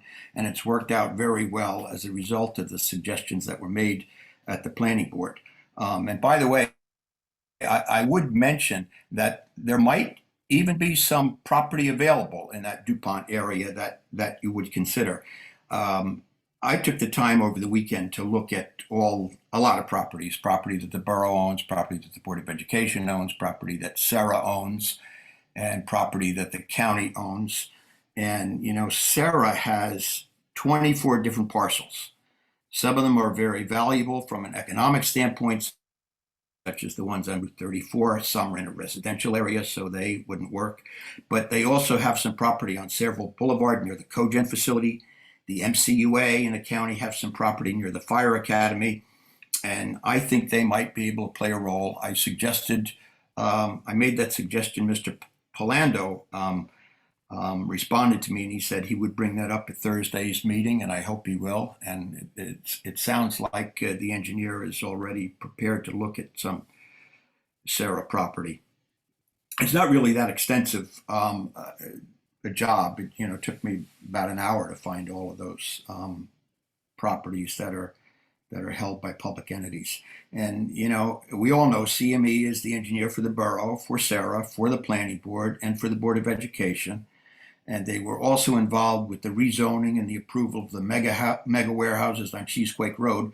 So they would know the pluses and minuses of a lot of the locations that might or might not work for a bus center. For instance, the amount of car and tractor trailer traffic that the mega warehouses will produce on Cheesequake Road. They're very, very familiar with those reports, so their expertise, I think, will be invaluable in this. And Mayor, I just want to pick up on something you said. When the planning board had the hearings on the mega warehouses, they originally advertised it on Zoom, and then that it would be on Zoom. And then foolishly, and I hope not purposely, they changed it to an in-person meeting. So we had more than 50 people there, people standing in the back of the room on top of one another. People should not have to risk their health in order to speak up about things going on in their neighborhood or their town. So I hope when a site is selected and the Board of Education eventually comes before the board, the planning board, or the board and the borough cooperatively come before the planning board, that meeting will be held virtually so that everybody can have their say without fear of their safety. And I do just want to talk about cooperation for a minute, because over the years, there has been great cooperation between the Board of Education and the borough. When I was on the Board of Education, we knew it shouldn't be political. Back then, the board gave the senior center to the borough. Back then, the borough had a paving machine, and the borough paved some of the school's parking lots, which saved a great amount of money. And that's back then is when the idea was hatched to let the buses use the borough fuel pumps, which still saves the Board of Education money. So there's a long history of cooperation that should continue. And I wish you well with this project. I congratulate you on an important first step today. If there's anything that I can help anybody with on this, I would be glad to. Councilman Anoha, I would love to chat with you about some planning and zoning issues and be happy to share some things that I know and some ideas and suggestions. I chaired the planning board for a few years in Saraville and know a little bit about some things and know some things that we aren't doing that we ought to be doing that I think might be helpful and might save us a lot of money and might result in us not being sued and hauled into court like we were a few years ago because we weren't complying with the law with respect to certain things. And that will be costly to us in dollars and cents, in traffic, in infrastructure, in a lot of things. So if you I don't know if you're getting the emails, maybe you're inundated. I know that Karen put out something on Facebook that folks ought to reach out to you. So maybe you got a lot of emails and mine got buried, but if you'd ever like to chat, I'd be very happy to do that. Jim, you sound a little froggy today, I noticed. I did break my rule. I was sticking to 5 minutes, but I did see that there are no additional hands up. So I have to say thank you for sending me those emails. And thank you for sharing a lot of information. It's been very helpful to me. And I know the residents appreciate it because I can see in the chat that you are getting a lot of thank yous. Like you, my dining room table literally looks like a complete coverage of map. It looks like I'm in a strategy room somewhere trying to plan something. But that's how much we all care about this town and trying to make this right. So Jim, thank you very, very much. And by all means, continue to be as vocal as the rest of the individuals that have been called in. We are still at 68 attendees, which is pretty good at this point. I do not see, oh wait, I think there might be one more hand raised. It's Christian, and then I have comments that I got to read into record. Okay, so ladies and gentlemen, do I need to keep the public portion open? Can I close it for you to read those No, comments? I have to read the comments that I have. That's what I was asking. Okay, so let's, I do not see any additional hand raises other than Christian. Christian, you don't have to raise your hand to speak. You are beyond the hand raise feature. You are allowed to speak at any time. Go ahead. I'm grateful. Honestly, just wanted to give a special thanks and a shout out to Mr. Robinson, and looking forward to getting some more details to you, via email. I had the opportunity to meet with our planning board last week for the first time. It was just a bit of reorganization, but hopefully when the agenda is released for February, we'll be able to kind of go into more details. And I know we're definitely going to have some communication on this, as you mentioned, with Mr. Plando and the rest of the other good folks in the Sarah department. So overall, as I'm meeting with some of the subcommittees for the first time, or when it comes to planning at least the second time, we'll be able to get some more details to you. But please keep on staying involved. I'm looking forward to chatting in more details with you and getting some feedback and having the opportunity to see your perspective and being able to do a good job for our residents and our borough together. Just want to express that to you and tell you thank you for bringing this up to me and your perspective so far. Thanks, Christian. Jess, do you want to read those comments from the public? Yes, first one from Mike Pinkowitz, 32 Becker Drive. After the passing of Saraville's mask mandate resolution, I sent an email to all council members with several data points and sources asking members to please take actual data into consideration when the time comes to discussion extending this resolution. Before I elaborate, I would like to thank Councilwoman Roberts and Novak and Mayor Kilpatrick for responding to that email, which at least acknowledges that the points were seen. I stated my opinion that we needed to decouple case counts from decision making, as case counts are no longer a valid indicator of actual timing of the waves. What do I mean? I was tested for COVID on January 5th. I did not get my test results until January 11th. According to the state of New Jersey, I was counted as a new case on January 11th, 6 days after my test. That clearly illustrates not only a lag in the reporting, but it is only one example of how case data can be inconsistent and unreliable. If a lab does 1,000 tests on one day and 500 are positive, but the backlog means they are not reported until a week later, that skews the case curve. So I'm asking the council to not base decisions on case counts, which also peaked right around the day the resolution was enacted. I also pointed out that the effectiveness of masking comes into question when looking at long-term care facilities. These facilities had and still do require masking of all occupants and staff since the beginning of the pandemic. Yet there are still 10,512 active resident cases of COVID, 8,294 deaths for those keeping track. COVID zero is not the goal. It is unattainable and unrealistic. What I'm asking the council to do, if the mask mandate is being considered for an extension, is to state for the record specific data that is being used. Not I have spoken to people, as that is hearsay and cannot be proven. Data points that everyone can see need to be used, be it from the New Jersey dashboard, the Department of Health and Human Services website, or wherever data is sourced from. Be transparent and share your data sources. That is how you're going to earn the trust of the residents. Next one is Dave Jeff, Parkey. if I could I just respond to that before it gets lost in the next one? So the same reasoning that I said at the last council meeting still stands true. The I have spoken is data. When the police officers reach out and say that they don't have enough officers to run the town, that's concerning.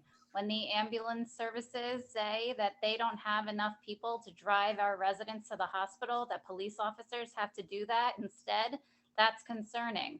When hospitals are turning away patients, that's concerning. And finally, when our borough does not have enough employees to run itself, that's my job to respond to it. And not responding would be irresponsible. And it's almost 1 year to the day my grandfather, Nick Buffalino from Beamhurst Ave, died alone in a hospital by himself because of this disease. And I do not regret helping our community try to avoid any more of that. Thank you for that, Michelle. You I know mind if how. I kind of add on to that as well, if possible? Of course. First and foremost, I want to appreciate that comment. I don't remember the name of the person, but I'm glad that first and foremost, I think that the two people I want to thank even for that previous vote from our last meeting. I think the first kind of go into the mayor for at least showing leadership to come up with something, come up with an idea or a strategy, just to think of something, because January 2020, probably some of our highest numbers when it comes to COVID. January 2021, I think even probably our highest numbers, or if not still some of the highest. And coming into January 2022, the council president already kind of spoke on it, right? We kind of knew what was already coming. And, for us to have leadership to just think of something from a government standpoint to see how we can help our community, I think is a really big thing. And as a council, we really could have just kind of tossed the idea to the side. We could have, tabled it, right? We could have disregarded it and just spoke about other things. If people die, they die. If people or children test positive, they test positive. Let them figure it out for themselves. And I don't think that's really good government. I think that, if I'm not mistaken, maybe it was the council president who did motion for us to have that conversation and have the public kind of chime in on it. I think that's good government, right? Like, we should have these conversations. We should have these discords, regardless of how we voted on it. At least the conversation was there. And I want to really urge us as a government to be able to continue that we don't just kick ideas to the side, especially in the middle of a pandemic, but we have the platform and the opportunity to discuss these things and vote on it as a people together. So overall, I'm sorry that, to the person commenting that, maybe you didn't get the result that you wanted or expected, but I am glad that we are having the conversations though, and hopefully we can continue to have the conversations. Thank you. I'm sorry. I also have a comment also to make. I actually want to, our mayor, God bless you, Mayor, and all the council members, and also our office staff and our several residents that are online. I don't regret the decision that I make. From the sources that I receive my information is from a medical background that I used to be a part of. I do have an EMT background, and my certs have been expired, and I've expressed that before. A lot of my information I get is not only just from CNN, from the CDC, also from Dr. Fauci, also from BBC News, because BBC is worldwide, also from Vice. Those are some of the places that I do get my information from. And you can simply Google these things. And another thing that I'm really appreciative is that I believe that no one on this council, with due respect, have led a people in the magnitude that I have. And the reason why I say that is because I'm a pastor of a mega church. And as I'm here as a board member, I will do and decide what is best for everyone to the best of my ability. God help me. And I would not want to see any more toe deaths in Saraville, just as how I would not want to see it in my congregation. I joined the Republican Party because of the Christian values in which I believe in. And I'm really, really grateful about that. And that's what I'm going to uphold to, is the Christian values and which I support. And that's what I'll bring to the table. I'm not going to be voting based off of politics. That's not what I'm doing. I'm voting based off of what is right, what is good, and what is the best for everyone. Just because it didn't hit my home doesn't mean I don't care. So I want to do anything that's caring. And please, I appreciate the text messages not to be said from that. And from our residents, I appreciate those who assisted with the campaign, but God put me here for a reason, and I will do what God wants me to do. God bless you all, and God bless America. Thank you all for those comments. I'm proud of this council every single day. I think that we are seeing a different type of leadership on the screen and on the dais now. And I'm proud of everybody, whether you voted for the mask mandate. I was proud, and I stand behind the vote, as I've emailed people that have communicated with me. And I believe we made a difference in that. And even if we saved just one life, I believe that life was worth saving, even if it was just for the month to put a mask on. It's a very, very divisive world we're living in lately. Decisions are difficult, but it takes strength and it takes courage to stand behind the beliefs that we hold. This is not an easy job to sit in these chairs, but I think that we're all strong enough to turn around and take the criticisms. Sometimes we're going to make good decisions. Sometimes we're going to make bad decisions, but please understand that I do not believe there is anybody serving on this council that at the end of the day does not feel that they have the interests of the residents in their hearts. And I'm proud of our town. I'm proud of what we do. I thank you to Christian, and my thank you to Eunice, and my thank you to Michelle for supporting the mask mandate. And I also thank Donna, and I also thank Mary, and I also thank Vince for engaging in the conversation that we had. And I hope that our residents now see that, like Christian and I believe Eunice said, on the council level, things should not be about party. It should be about people. That's what we're here for. We wear our party beliefs and our values, but our votes should not just be aligned specifically, I believe, at a municipal level to what the party line says. And I think that's what you're seeing up here. And I'm proud of that. I'm proud to be able to sit among you. I'm proud to be able to be a mayor and to have a council right now that is not just following party lines. You're hearing where we stand. And I think that we're all okay with you voting based on where we stand as individuals, not based on what letter appears next to our name. I think it's a good day for Saraville. I think it's going to be an excellent couple of years moving forward. With that, Jessica, do you have any additional letters to be read into the record? Right. Dave Parkinson, Crescent Ave. My questions for tonight, now that there are talks of finding a suitable location other than the Wayne Grant Memorial Fields for the bus depot, does this mean those fields are no longer an option? Will the location for the new bus depot be large enough to house not only the new building and the fleet of all the Saraville buses, including the minibuses that are currently parked at Slover School and possibly other schools, but also have room for expansion for any future buses if needed, if the large Riverton development is ever built? What is the expected cost of the project? Will the Board of Ed and the borough split the cost? No. Okay. Those are great questions. Unfortunately, this board, this council, we don't have those answers. I think those would best be answered at this point by the Board of Education. I think I don't have any of that information, and it would not be right, I think, for us to articulate what we think the Board of Education might do. That is for them to speak. That's why they were elected to that position. But hopefully we'll have more information collectively as a town and as a borough council once the Board of Education is able to take a look at these sites and put pen to paper to what their plan will be. Maybe their plan will change. I hope that it has already. So we'll have to just wait and see. Keep those comments and hopefully project those and ask those questions also at the Board of Ed level as well. And then bring them back to us later on, maybe amend those, and we can answer things more related to what we can do here. Anything else, Jess?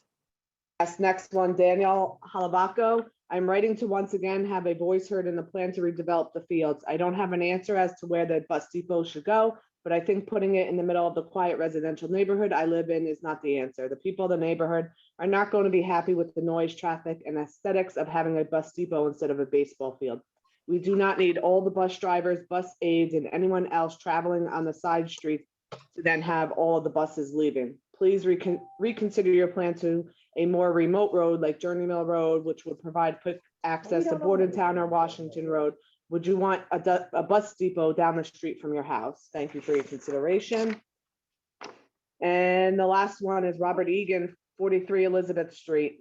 First of all, why is there a need to change the parking from the high school lot? Buses are not affecting the operation of the school or school activities. If there is a need to relocate, there are other locations that could be utilized for the buses other than the Memorial Park. An example is the ball field on Cheesequake Road across from the Walter Faith Memorial Field. Maybe our officials are afraid that with the future warehouse traffic, buses won't be able to get in or out. There must be other locations available for use on Bordentown or Journey Mill Road. What more can you take from a person who has given the ultimate sacrifice for our country, lest we forget? Thank you. That's it. Thank you, Jessica. So I think a lot of those questions at this point, the people that are on the call do realize that a lot of those questions are not for us to answer, but really for the Board of Education to answer. But very proud of this meeting, and I hope the residents see that we are willing to do what we can here. At this point, I do not see, do I have any hands raised? Mayor, can I have one more comment? Of course. Thank you. So I just wanted, I think, to give my perspective on the bus depot. I'm in real estate. I understand why not having it in the middle of a neighborhood is a great idea. I also want people to keep in mind that the town, the Board of Ed is buying more buses, which is a good thing. My son was one of the many kids that didn't have a bus driver until second quarter and arrived late to school every day. So I appreciate that the Board of Ed is buying more buses for our children so that they can have local drivers again that know the children and the routes. So we also have to keep in mind there's 80-something bus drivers that deserve a proper lounge and proper bathroom facilities. My grandmothers both worked as bus drivers for Saraville Board of Ed. Maybe you had Miss Betty as the driver or Miss Ruth as the aide. And I grew up on their buses and in the bus depot, and it was in rough shape in the 90s. So they're long overdue and they deserve a proper bus depot. And I hope that we can find a location that makes everyone happy. Thank you for that. I did see just a quick comment in the chat. Didn't the Board of Ed say that the borough meeting is where we should ask the questions? I don't really know what the Board of Ed says, but Jessica Lopez, I really hope that you understand at this point, it's not our project. We're not legally allowed to really do anything with the Board of Education, as they're a separate voted entity with a totally separate budget. So we have to be very careful about that. But what we can do is what was asked. They wanted to see what properties we have available here as a town for them to find as a potential alternate site. And that is exactly what we're doing, to give them that, to let them look at it. I don't know exactly what their plans are. I will say, when I did find out about this, and I'm not an engineer, and I don't want to just turn around and spin out different things. But one of the first things I thought of was the practice field, which many of us at the middle school, which is all the way in the back between the middle school and the high school. A lot of the teachers from the middle school, we kind of refer to it as Ticklandia, because when the kids go down there, they come back and there's usually, a handful of ticks on them eventually. And I know that there are certain teams that actually use the back practice field. I think that maybe, I don't know if the lacrosse teams plays there. I know that one of my former students, the golf team, used to chip back there. To me, that seemed like a very common sense place to turn around and put that bus depot. It's still located in the center of town. It's on Washington Road. There's a lot of space back there. But I also understand that some of the teams may use that field. And I'm going to throw this out there to the borough, and I don't know if that's even a possibility. Obviously, Jay's going to put up the properties available. But I would say to the Board of Education that possibly that site would work. And I know the Panther field at Kennedy Park was abandoned because they didn't need it anymore, because we now have the beautiful junior bomber field here at Borough Hall. Any team that is utilizing that back field that would then need a place to play, I would say as a council, let's let them have Kennedy Park and that whole field back there. And that would be an ideal space for probably anybody from the track team with shot put and field, from the football teams like the freshman team or the soccer teams or the lacrosse teams. Let them have that space. I would much rather that Kennedy Park be utilized for our teams. The tennis team already uses our tennis courts, and I believe our baseball teams uses our Borough Hall field, and our soccer teams use our soccer complex over at Borough Hall. If this could possibly be a suggestion, hopefully it would fit their design. There's infrastructure there. There's already a road that comes out right over there. Maybe that would be a perfect fit. And I would love nothing more for our teams, for our Cerebral War Memorial High School players to be able to use the most beautiful field, the most beautiful park and the largest park we have in town right there. Does anybody from the Borough Council, would anybody object to that? Using Kennedy Park Field and the Panther Field that's no longer in use for that, for those teams. Mayor, we asked CME to help us make those kinds of determinations. I'm not saying yeah, of course. the table, but I don't want to make that kind of a decision because it may not be available. But my understanding, and this may not be fully informed, is that parks like that, which are green acres, would not be able to be used for that because it's intertwined with the county. So I think there's some questions left open. I don't think you understand. It's not for it wouldn't be for the bus depot.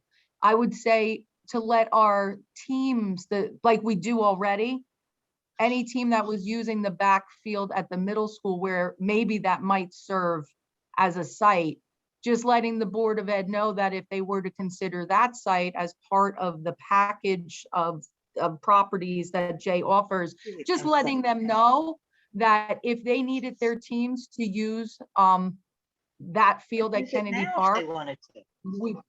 Hey, absolutely, Mary. That's what I'm saying. They can use it now, but I would turn around and say, listen, let's make it nice. Let's make it playable. Let us help you guys make that to be a usable space. If in fact, and they do use it. They use a lot of our borough fields.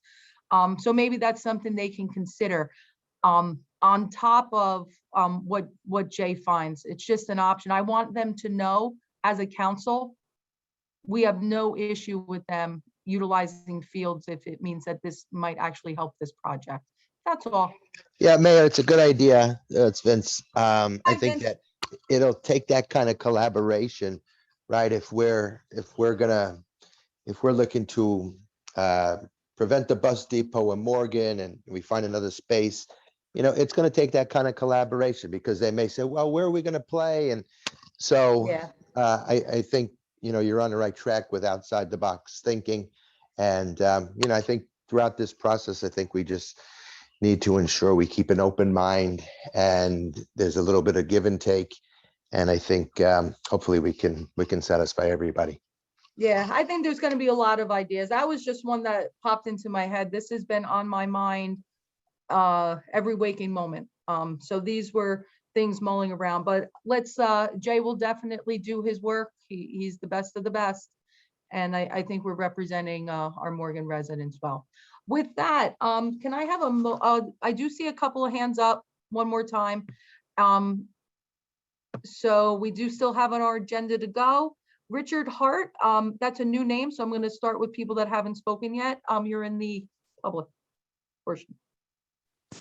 Hi, my name is Richard Hart. I live at 191 Bayview Avenue, Morgan section of Sayreville. Due to the fact that we moved here over 20-something years ago, and I do a lot for the community, this ball field here that's at the end of our street here would be access to the main street, which is Bayview Avenue, which we live on. My family members, okay, and there's some other family members in the neighborhood that have health problems. I live here now, and every morning at 5:30 in the morning, I hear beep, beep, beep, and all other kind of buses running here with just the minimum amount of buses they have there now. Otherwise than that, the PSE&G has had multiple heavy equipment running down here on a daily basis. Okay, this past Thursday, PSE&G had a big piece of equipment that has a saw blade on it that's about 6 foot tall, constantly running with nobody operating it at all, just having it warmed up over there. That is a hazard to the children in this neighborhood. That's a disaster waiting to happen. Dan, please get in contact with PSE&G right away regarding that. Okay, I will. They have trashed the parking lot for the ball field already because of all the heavy pieces of steel, which I understand they need to cover up the holes that they're digging. Okay, the truck traffic on Bayview Avenue, since they are doing South Pine, has become unbearable between trucks, buses, cars. And I myself have a video of a white van that says Board of Education coming off of Woodland Avenue onto Bayview Avenue this past Thursday morning on 2 wheels. It is a danger to have them vans from the Board of Education go through this street at 40, 50 miles an hour when the speed limit is only 15 or 25. I might be mistaken, it might be 25. This right now has become an environmental nightmare to me. I'm retired. I don't need it 5:30 in the morning, along with the rest of the residents here that have to be woke up with the beeping sounds of the buses. I understand the children need buses, and there's maybe 35 of them there now. But in the future, with this complex that they're going to build, Their access road is going to be right down the middle of my street. I think with the rest of the residents, and there's 8 of us on this block that have no children that are in the school at this time, and my children went to every school here in Sayreville, okay, that I think that the problem's going to be the bottleneck it's going to create at the corner of South Pine and Bordentown Avenue. They're going to fuel up the vehicles over on the other side of town at the town hall, Mayor, and then drive back here and park the buses. On the side streets here, except for Bayview Avenue, if you park on the left and the right side, you could just barely get a Volkswagen up the middle of the street. I think it's an environmental nightmare waiting to happen, and that's my opinion. Thank you very much for your time in the council. Thank you, Mr. Hart. All of those things are exactly why I am hoping that number one, regardless of where they end up placing this, that they're going to come before the planning board, because that is where our professionals will be able to dig into all those environmental issues. And that is 100% just another reason why myself, and I'm speaking on behalf of the council right now, so correct me if I'm wrong by anybody, I do not want that site there. That's exactly why the first email I got and continuing through, I am opposed to a bus depot going in that location. But that's also why we collectively here at the start of this meeting made the resolution to authorize Jay Cornell, our engineer, to provide the borough with all the properties that the borough owns, that is county owned, that they could potentially look at to reconsider what they initially put to the public.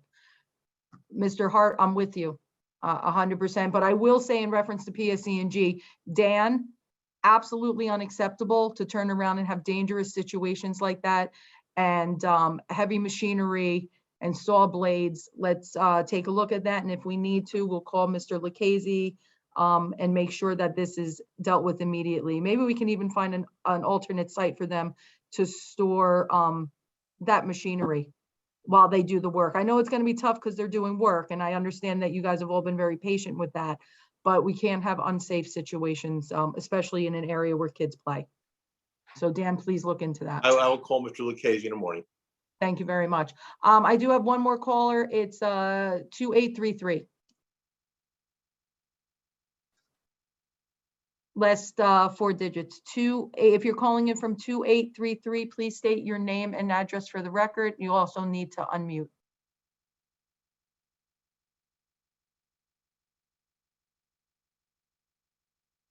Okay, there you go. So 283. Yes, you're in now. Just name and address for the record. Charlie Grant, South Pine Avenue. Hello, Mr. Grant. My father's sorry that he missed you yesterday. No, that's okay. That's okay. I was up there. I just missed you all. It was just overwhelming of everything. Absolutely. I'd just like to make this short and simple. Basically, I'd just like to thank yourself, Mayor, and the council for pushing in the right direction on behalf of our residents and Sayreville residents. And I would like to actually thank the overwhelming support from our community on behalf of my family. I would like to point out that Morgan is not only a community, it's becoming a family. It's becoming a family that reminds me of the family that we had back in the 60s. With that being said, I also like to bring to yourself and the council's meeting, or council's attention, as your dad would know, go up together, play together, and I actually played under your grandfather at one time on the All-Stars. But with that being said, other than my brother's name, there's other names up in that field in that area. There's Jay Fuller. Jay Fuller was a coach back and basically one of the original founders of the Morgan AA and helped build them fields. Absolutely. Scotty Jenkins was a state trooper. His name is over on the pitching cages. You got Hugan and Miss Hayes. So on behalf of all these families, save our fields, okay? Mr. Grant, I can't thank you enough. And my heart breaks that we even have to have this conversation after all these years. And so we're going to do absolutely everything that we can. And you're 100% right. There are a lot of names, and that field holds a lot of memories. And there's a lot of good people that poured their heart and soul into that place and are going to continue to do it. We're not going to stop for you and for yes, everybody. ma'am. Thank you. And I believe that Morgan Strong, we're not going to stop, and we also welcome Saraville Strong. Absolutely. We want to be one big family and community, and support each other as far as where these buses go. I will end that, and I thank you. I thank you all again, and I thank my community. Absolutely. Thank you, Mr. Grant. Thank you so much. Okay, ladies and gentlemen, with that, I will entertain a motion to close the public. Motion to close the public. Second. All in favor? Aye. Aye. All right. To adjourn. Second. Motion. All in favor? Aye. Aye. I feel like there was a little haste there. Ladies and gentlemen, we're going to now move to our second meeting, which is our agenda meeting. I will once again ask for everyone to please rise and salute to our flag. I pledge allegiance to the flag of the United States of America and to the republic for which it stands, one nation, under God, indivisible, with liberty and justice for all. Ladies and gentlemen, statement of publications again, please, Jessica. Take notice that this agenda session of the mayor and council being held on this 24th day of January 2022 has been advertised and posted in accordance with Open Public Meetings Act, Chapter 231, Public Law 1975. Thank you very much. Roll call, please. Councilpersons Conti. Here. Four. Here. Barr. Here. Novak. Here. Anoha. Here. Roberts. Here. And our professionals, the business administrator, Present. CFO, Here. engineer, Here. attorney. Here. Is that everybody, Jess? Yes. Okay, ladies and gentlemen, any comments from the council on ordinance 2022-01? Then moving on to new business, we're going to move right to communication and committees reports. Administration and Finance, Councilwoman Novak, please. Yes, I make a motion to receive and file the minutes and departmental reports as listed under the agenda under A1, 2, and 3. There a second? Second. Thank you very much. Committee reports? Progress. Thank you. Planning and zoning, please. Councilman Anoa. Yes. Sorry, first time here.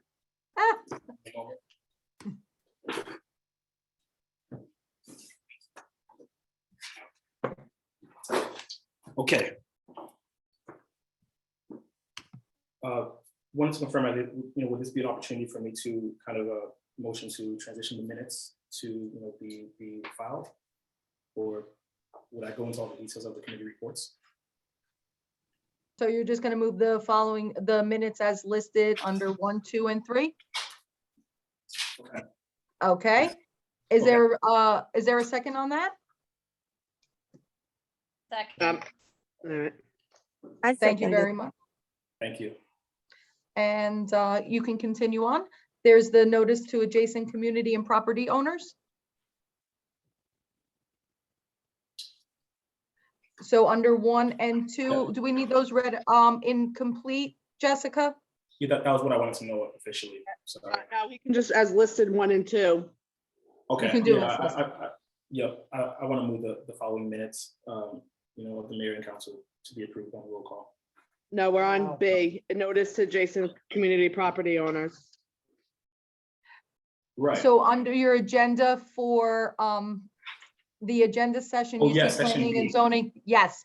So we have already approved the first set of minutes. That was for construction, fire, and zoning. Now you're going to go down to letter B where it says notice to adjacent community and property owners. You can ask for that to be accepted as listed, and then we will call for a second on that. Accepted as listed. So notice to adjacent community and property owners as listed under the agenda 1 and 2.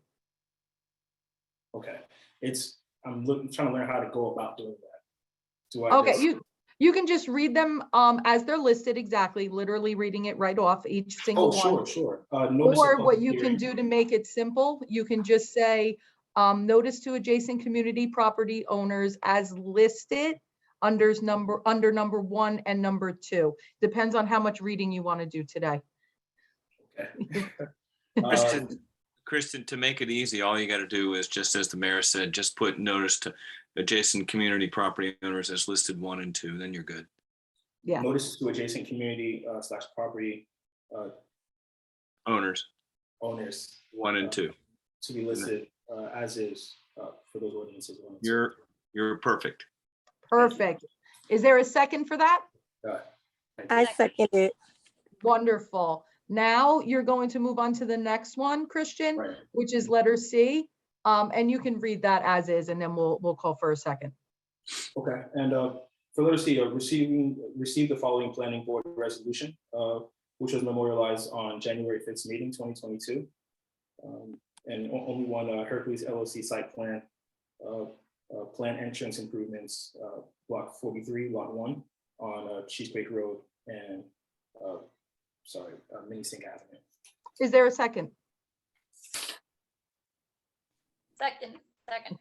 Thank you very much. That was easy. Now, this is your opportunity to give any reports on committees or general comments that you have. No, not on this meeting, but hopefully the next one.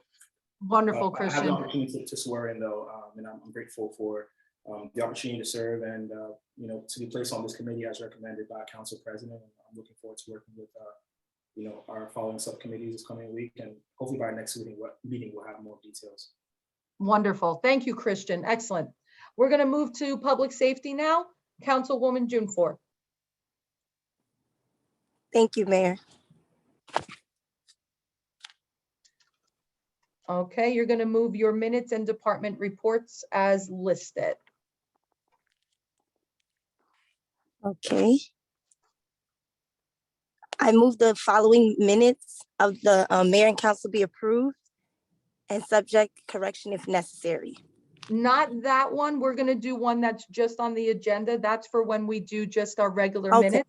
Look on your agenda and it says public safety, and it's going to say minutes and department reports. And you're going to say exactly what you just said. I move the following minutes and reports be received and filed, which is the sentence right there. And then you can say as listed. Okay.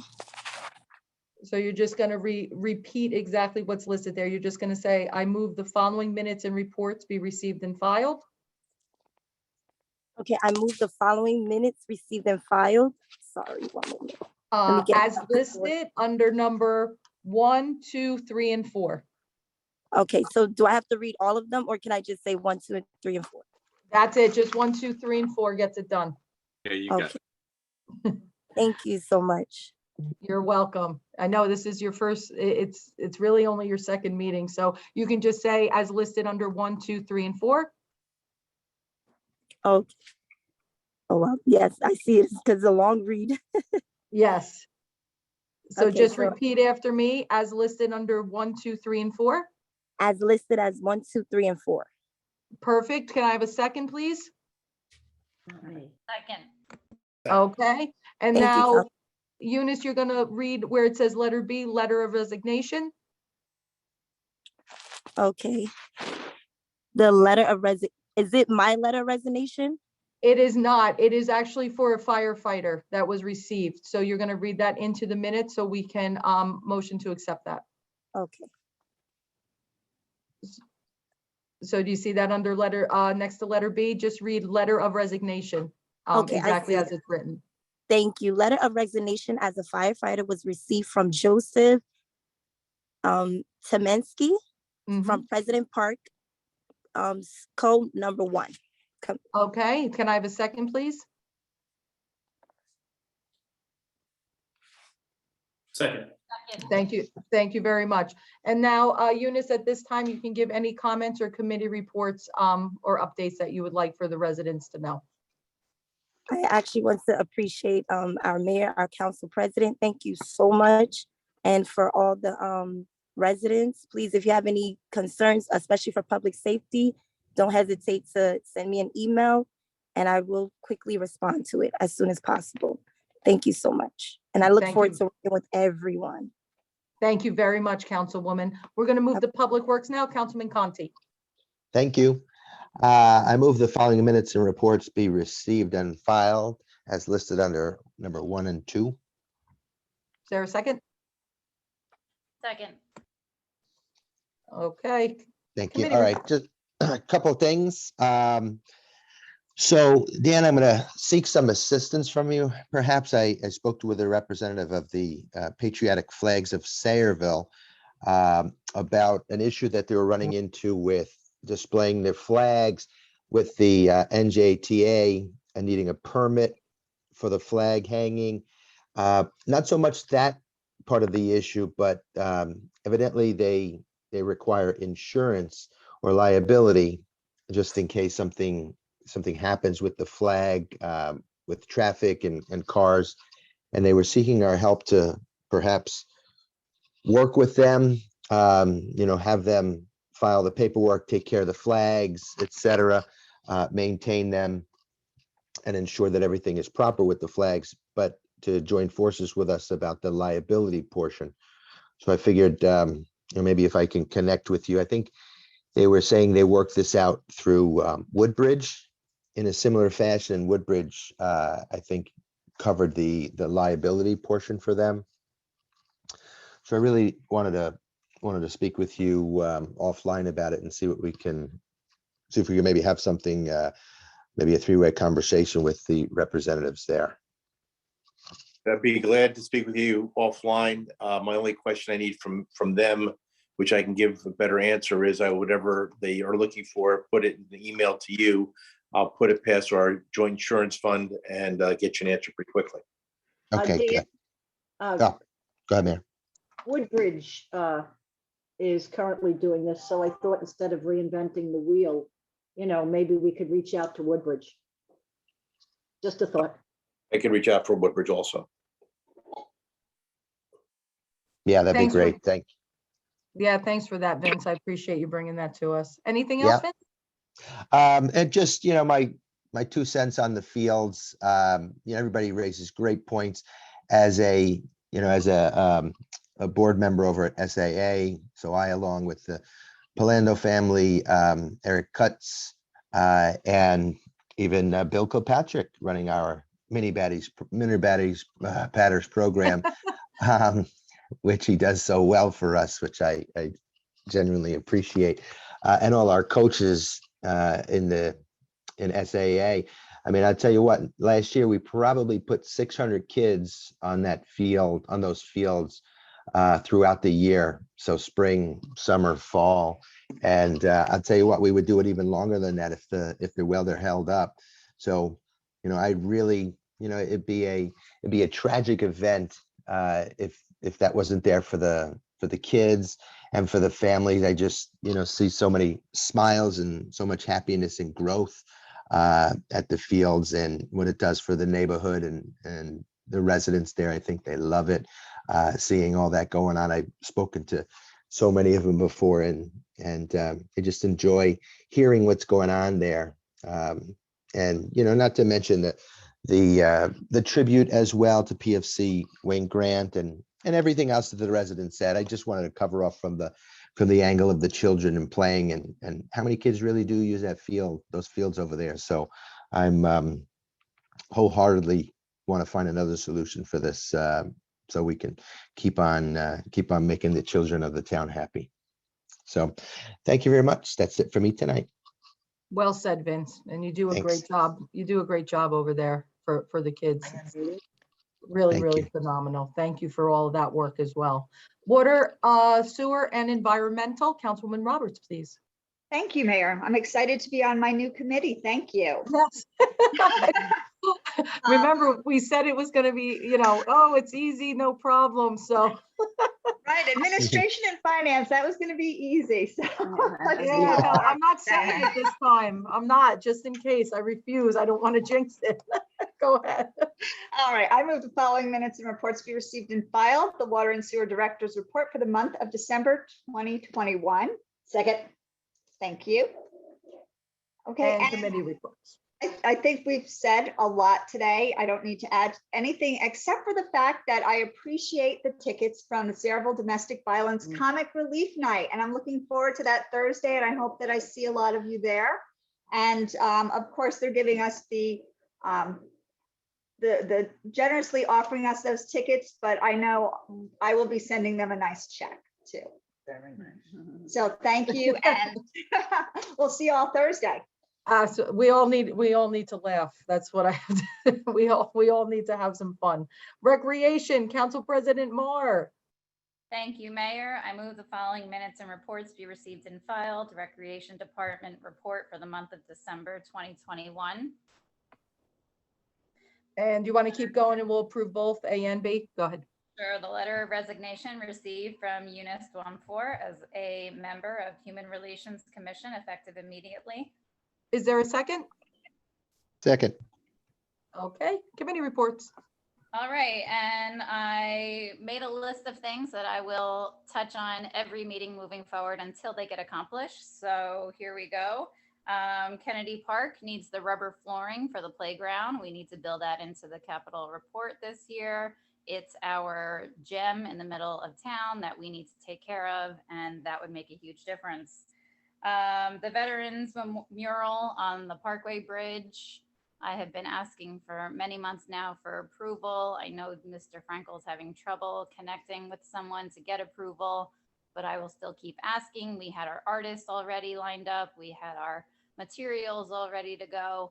We're just waiting on that approval. I'm very interested, if you don't know me by now, in adding to the aesthetics to our town. Dolan Street, we need to do something about the parking situation after what happened to Jimmy Kehoe. I have a report here from Officer Braille dated October 2020, where he made many great recommendations. And I'm just curious as to why we never did anything after that report. So I am talking with Sergeant Braille about moving forward with something feasible and cost effective at the same time, but something has to be done eventually. A rec center, we need a rec center. Whether it's at Kennedy Park, whether it's somewhere else, our teams pay to use facilities out of town. Our theater houses pay to use facilities out of town. We need a community center in town. Amen to that. I've been fighting. I'm 100% behind that. We had some brief discussions back when I first took office. I met with Dave and with Dan Frankel just to have that conversation and hopefully get something started.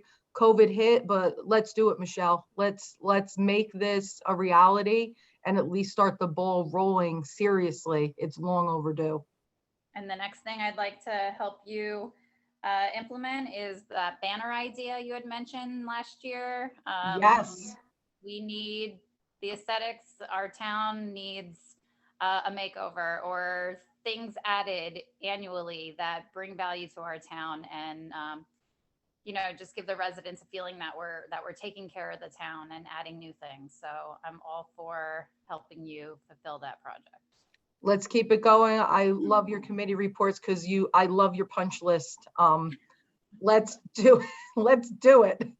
What else do you have? That's it. Well, recycling, we need recycling cans with lids. I spoke with Elise. I sent an email. Hopefully she'll get back to me with something about that. Also, our parks have 4 different garbage cans. I think aesthetically, we need to have one consistently in each park.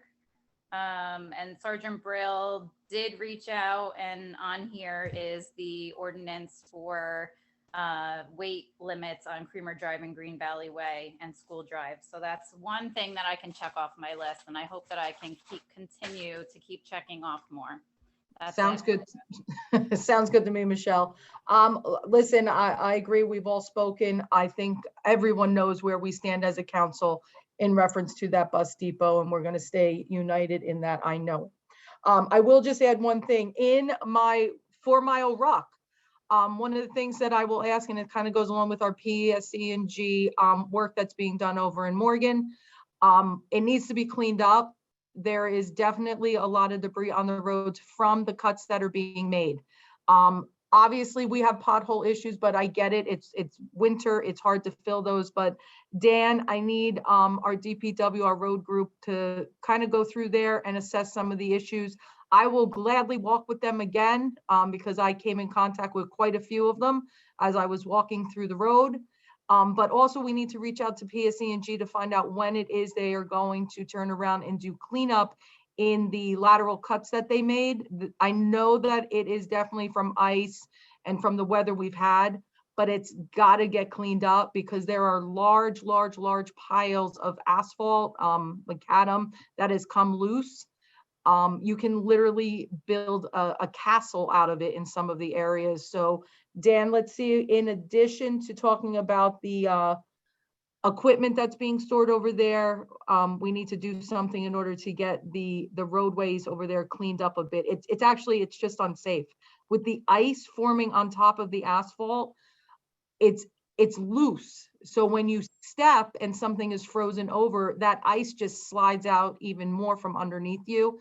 Totally an unsafe situation. I don't want to see, God forbid, somebody get hurt, especially kids walking or waiting for buses. So we got 2 things to address with Mr. Lucchese. Other than that, progress on my end, I'm going to go over to the business administrator's report. Dan, it's your turn. Thank you, Mayor. I'll continue talking unless someone has a comment because there's a lot on my agenda this evening. Authorization to award a non-fair and open contract to Bruno Associates as a grant writer from January 1st, 2022 through December 31st, 2022 at an amount not to exceed $40,000. Authorization to accept and adopt the Central Jersey Joint Insurance Fund's 2022 Safety Incentive Program. Authorization to execute a contract renewal with North American Insurance Management Corp. To serve as the risk management consultant for the year 2022. Authorization to affirm the borough's civil rights policy as required by the Central Jersey JIF for the Safety Incentive Program. Authorization to terminate the land and purchase and pilot agreement with MEC Land LLC. Authorization to award a non-fair and open contract to TracePoint for IT managed threat services in an amount not to exceed $24,000. Authorization for the borough engineer to prepare plans and specifications for the leasing of antenna space on the Pulaski Avenue water storage tank at an amount not to exceed $9,500 and authorizing the borough clerk to advertise for the receipt of such bids. Letter received from Joseph Cups, tax assessor, recommending the vacating of Laurel Street. Authorization to continue participation in the federal 1033 program to enable the Sayreville Police Department to request and acquire excess Department of Defense equipment. And hold Wait a on. minute, Dan. Go ahead. Dan, the vacating of Laurel Street, I took a ride there. It is like right past a park. And if they put all of those pieces together, I'm just concerned what they would possibly put there, because if they want to combine properties, I don't want to see anything other than the single family homes around them, because it's so close to 35. I don't want any of that creeping into that neighborhood by that park. Do we have any idea of what they intend? I believe it's for a single family home to vacate part of that land. We have been negotiating and talking with their land use attorney. And what we're trying to do actually is to get money to vacate that land. So, Dan, if I can interrupt, I just Yes. got a letter from their attorney today, and I will address it with you tomorrow. Okay. But they did propose a sum, and they also gave me a map that I got in around 4:35 o'clock today. So tomorrow I'll address it with you about what the discussion was. Good. Okay. Can you just let me know how that comes out, that it's a single family home and there's not surprise? Sure. I will let you know. When this first came up, it was recommended by the council that that be sent to the Open Space Committee, and that's basically what we discussed that at length. Unfortunately, we didn't have a quorum in the Open Space Committee, so Joe was the head of it. So as the tax assessor, he came up with that. He convinced me it was the way to go. And he did have a compelling letter, and I just wanted that question answered. Thank you. Okay, authorization to continue participation in the federal 1033 program to enable the Saraville Police Department to request and acquire excess Department of Defense equipment. Request to amend revised general ordinances 7-4 and 7-16.7 Schedule F. Authorization to execute a 5-year contract between the Borough of Saraville and the PBA Local Number 998 effective January 1st, 2021 through December 31st, 2025 for patrolmen. Authorization to execute a 5-year contract between the Borough of Saraville and PBA Local 98 effective January 1st, 2021 through December 31st, 2025 for the sergeants and lieutenants.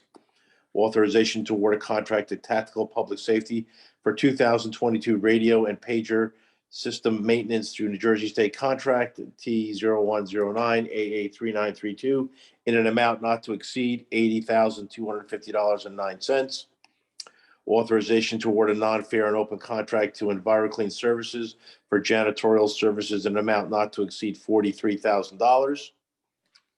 Authorization to execute a 2-year agreement with Green Chip Recycling for the cost-free collection and disposal of our e-waste. Letter received from Riverton requesting a waiver of Borough Code 13-1.1B1-2. Authorization to use a competitive contracting process to solicit proposals for groundskeeping of various borough properties and athletic fields. Authorization to award a non-fair and open contract to Albatron for repairs at the Saraville Adult Center, an amount not to exceed $42,045. Authorization to purchase rock salt for snow removal from Morton Salt and Riverside Materials through the Middlesex County Contract 21-1458R in an amount not to exceed $150,000. Authorization to create a community garden ordinance. Authorization to amend the renewal contract with Miracle Chemical Company for sodium hypochlorite and adjust the price up to allowable 5.9% due to raw product price increases and market instability. Authorization to award a contract to GP Jaeger for sewer grinders through Passaic Valley Sewerage Commission contract B270 in amount not to exceed $73,274.40. That is it, Mayor. Well done, Dan. We're going to go over to our CFO, Denise Biancamano, for her report, please. I'm going to be much shorter, Mayor. I have a budget transfer resolution, 2022 budget COLA increase ordinance, and well maintenance and redevelopment bond ordinance. That's it. Thank you very much. Very well. Thank you, Denise. I think Jay might beat you, though. I'm going to go over to our borough engineers report. What do we have for today? Thank you, Mayor. 2 items this evening. The first is Dewhernal Wellfield well maintenance contract. Upon adoption of the bond ordinance that the CFO just mentioned, we want to have a resolution awarding this contract, which is the annual maintenance of the wells over at Dewhernal. Second item is a resolution for the BKD project on Route 35 that authorizes the execution of permit applications for that project. That's all I have. Thank you. Thank you very much. That was close in time, I think. You're almost tied with Denise. Borough engineer, I'm sorry, borough attorney, Mike, do we have anything? I am shorter than them all. Thanks, Mike. I appreciate that. For the record, I think I'm shorter than everyone, but vertically challenged, that is. No need for executive session. I'll open to the public for any and all comments. Let's see, Jim Robinson, go ahead.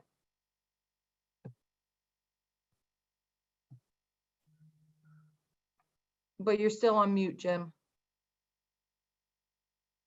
Jim Robinson, 11 Burrell Square. Thank you, Mayor. I have a couple comments here. I appreciate that everybody was helping Christian with receiving and filing that notice of public hearing, but I have different advice for him.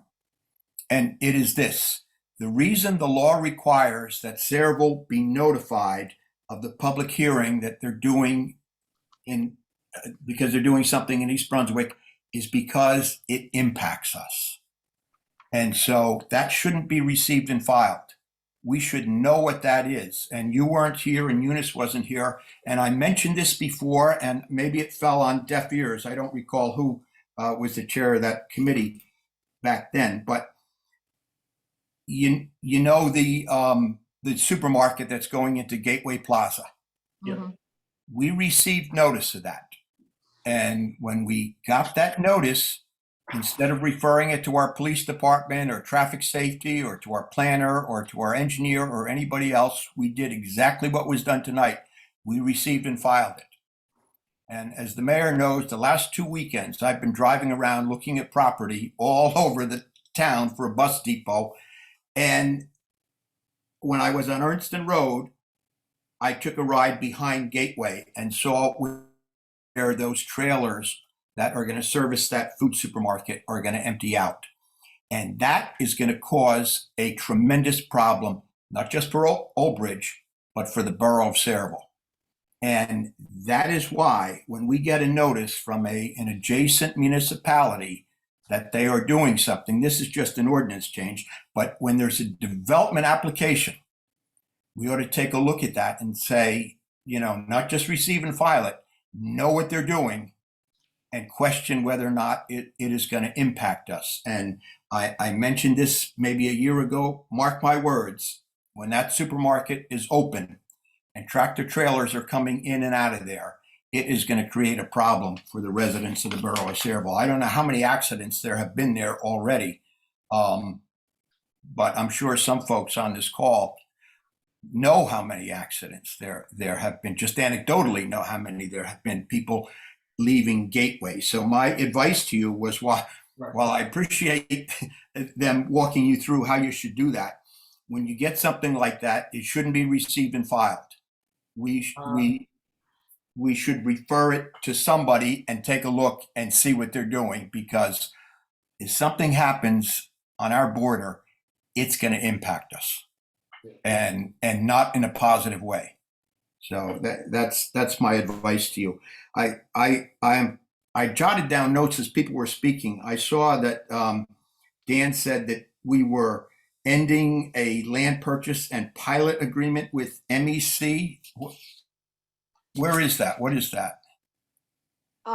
Dan, do you want to speak on that, or Jay, did you want to give a little bit more specific location? Mayor, I can answer. That's the what was the power plant project that was located on the landfill on Journey Mill Road. Oh, okay. And we're terminating that? If I might, Mayor, the developer did not live up to his obligations with the redevelopers agreement. So the redevelopment agency has terminated that redevelopers agreement, and in turn, now the mayor and council are terminating their agreements. Okay. All right. Thank you. The next question, actually, I'm looking at my notes. I was trying to write this down quickly as Dan spoke, but we're getting specs on installing antenna on the Pulaski Avenue water storage tank. Did I hear that right? That the not to exceed figure is $9,500 for coming up with specs to install antennas. Was that right? That is correct. And I'll give you a little more justification if I might. The borough was just involved with litigation concerning the antennas on that tank, and it had to do with the method of installation, how they were attached to the tank, how they were removed from the tank when it had to be painted. So I there's remember a lot of legal issues that need to be addressed in the specification. And also the existing antennas on the tank, those contracts were awarded a number of years ago. Those are going to terminate this year. So we have to go out to bid, and we're going to try to solicit a number of antenna companies to come and put antennas on the tank because that's a source of revenue for the borough. So by preparing it, it's not using the old specs, it's basically preparing brand new specs. Brand new with, specs. Information as to how to mount the antennas on the tank, address the legal issues that the borough had to deal with recently. So that's the reason for the cost involved. Okay, good, thanks. It's not on here, but was there a not to exceed figure on the bus? That shouldn't be, That was $500. yeah, I didn't think that'd be a big deal. Thank you. And then did I hear right that we are privatizing some janitorial services and some groundskeeping services? Dan, you want to comment on that one? I think So we have, we are down actually a personnel right now in as one of our employees that handles the police department janitorial. We looked at it from a financial from financial assistance, and it appears that the $43,000, as anyone knows, we couldn't find an employee with benefits for $43,000. This janitorial company coming in will be doing it for $43,000, and we won't be putting another employee on staff. And will that janitorial employee be there on a full-time basis? As the full-time basis as our regular employee is, yes. Yeah, and also groundskeeping, we're seeking privatization for It's for janitorial and groundskeeping. It's for both. The groundskeeping we mean by that is the person who was the employee there also did the snow plowing. So that will also be including snow plowing there. Okay, I just hope this is not a slippery slope. You know, years ago there was talk about privatizing sanitation.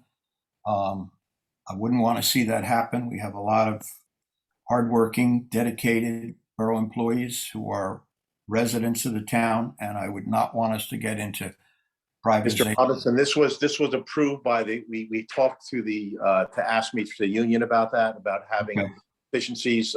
They all agreed with us that your case is it doesn't hold water really. Everybody's approved this. Well, I don't know that means my case doesn't hold water, and I don't really appreciate that gratuitous comment. I'm a taxpayer and a citizen, and I have the right to raise a concern. I appreciate your answer that AFSCME has approved it, but it's not that my concern doesn't hold water, and I don't appreciate that, Mr. Frankel. Thank you, Mayor. Thank you very much for those questions. Let's, excuse me, Dan, this is a temporary thing, right? No. This is not temporary. No.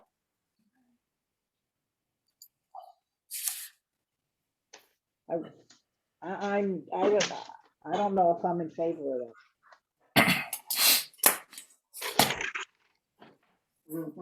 Yeah. Okay. Any additional comments? I'm open. I'm looking at the public here. I do not see any additional hand raises. Any room for quick response if possible? Yeah, you know what, can we close, if we can close the public first and then we can continue with comment before we adjourn from the council perspective. With seeing nobody in the public, can I have a motion to close the public portion? I'd like to make a motion to close the public portion. Second. I second it. Okay, all in favor? Aye. Aye. Okay, Aye. so before we adjourn, I'm sorry, I know that Councilman Anoa wanted to speak, and I didn't know if Mary wanted to add additional comments. Go ahead. For sure. Just want to, thank Mr. Robinson again for, words of wisdom, words of advice for sure. Overall, taking a look at the ordinance that came out of East Brunswick, although yes, I wasn't in the meeting initially when it first came in last year, but again, I don't think there's a reason why it shouldn't be received and at least acknowledged that it was received and filed, and then if there's need to go into more details, which I think would be good, we can definitely have that discussion by the end of the week and see how we can get it to the planning agenda at least by February. So hopefully we're on the same page with that, but I don't think there was any mistake in regards to having it acknowledged as filed and received. Although I'm learning how to do that for the first time, but in terms of the actual content of what was being, acknowledged, I don't think there's any mistake there. And I think that we can still, have a further discussion in our meeting in February and go into more detail at our next meeting. I agree with you. I do think that Jim brings up an interesting point because we're seeing a lot of this with different things coming about from other towns. So I agree with you. I think it was important to receive and file that notice. But I would like to entertain discussions maybe with the borough attorney and with Jay, our engineer, because it probably is smart to turn around and refer that over to the appropriate board, whether it be zoning or both planning and zoning, in order to just give it a once over and give us some info. Is that something that you typically see either Mike Dupont or Jay with these types of situations? It's a very, very good point to not just receive and file, but to have it looked over. Anything? Yeah. Mayor, I think it depends on the type of application. A lot of these have to do with administrative changes. I think one on this evening had to do with modifying the procedure for a zoning permit. But Yeah, as was indicated, there was a billboard that was proposed. So something like that, you may want to have your police department take an initial look at, or refer to your planning board and have the board planner or your borough planner take a look at it just to see if there's any concerns. You should be aware that because of your acquisition of Duhernal a number of years ago, you have property that's kind of scattered throughout near Spotswood and Old Bridge and East Brunswick. So Yes. you receive a lot of notices based on your Duhernal property. So those type applications, everything doesn't directly impact traffic in Saraville proper, but it does impact you get notices because of some of the other property that you own because of Duhernal. Duly noted, Jay, and I was able actually to tour Duhernal and go through Old Bridge quite extensively, and I'm glad you reminded me of that, because yes, we do get those notifications sometimes because of the property that we own there, and it's large. It's really, really quite a large piece. I did not realize how much we actually have over in that space. Thanks for that point, Jay. Mayor, is Dan still there? Yeah, he should be. We did not adjourn, so I would hope he's still there. Go I'm ahead. here. And number 3 under Public Works, it says here just solicit proposals for various properties and athletic fields. Is this different than what we always have done? Like a landscaping? This is for when we say proposals for this, it is for landscaping, Mary. We had to take, previous years, we had to take the lowest bidder. Okay. And we are looking for the most competitive bidder who can do the job. Let's put it that way. But it's for the same grounds and property that we're not adding anything to this or subtracting anything from this? I believe it's the same amount of ground and properties, correct? Okay, thank you very much. Okay. Anything else to add? Otherwise, we can motion to adjourn. Do I hear a motion to adjourn? Make a motion to adjourn. Okay, I hear motions in many seconds. All in favor? Aye.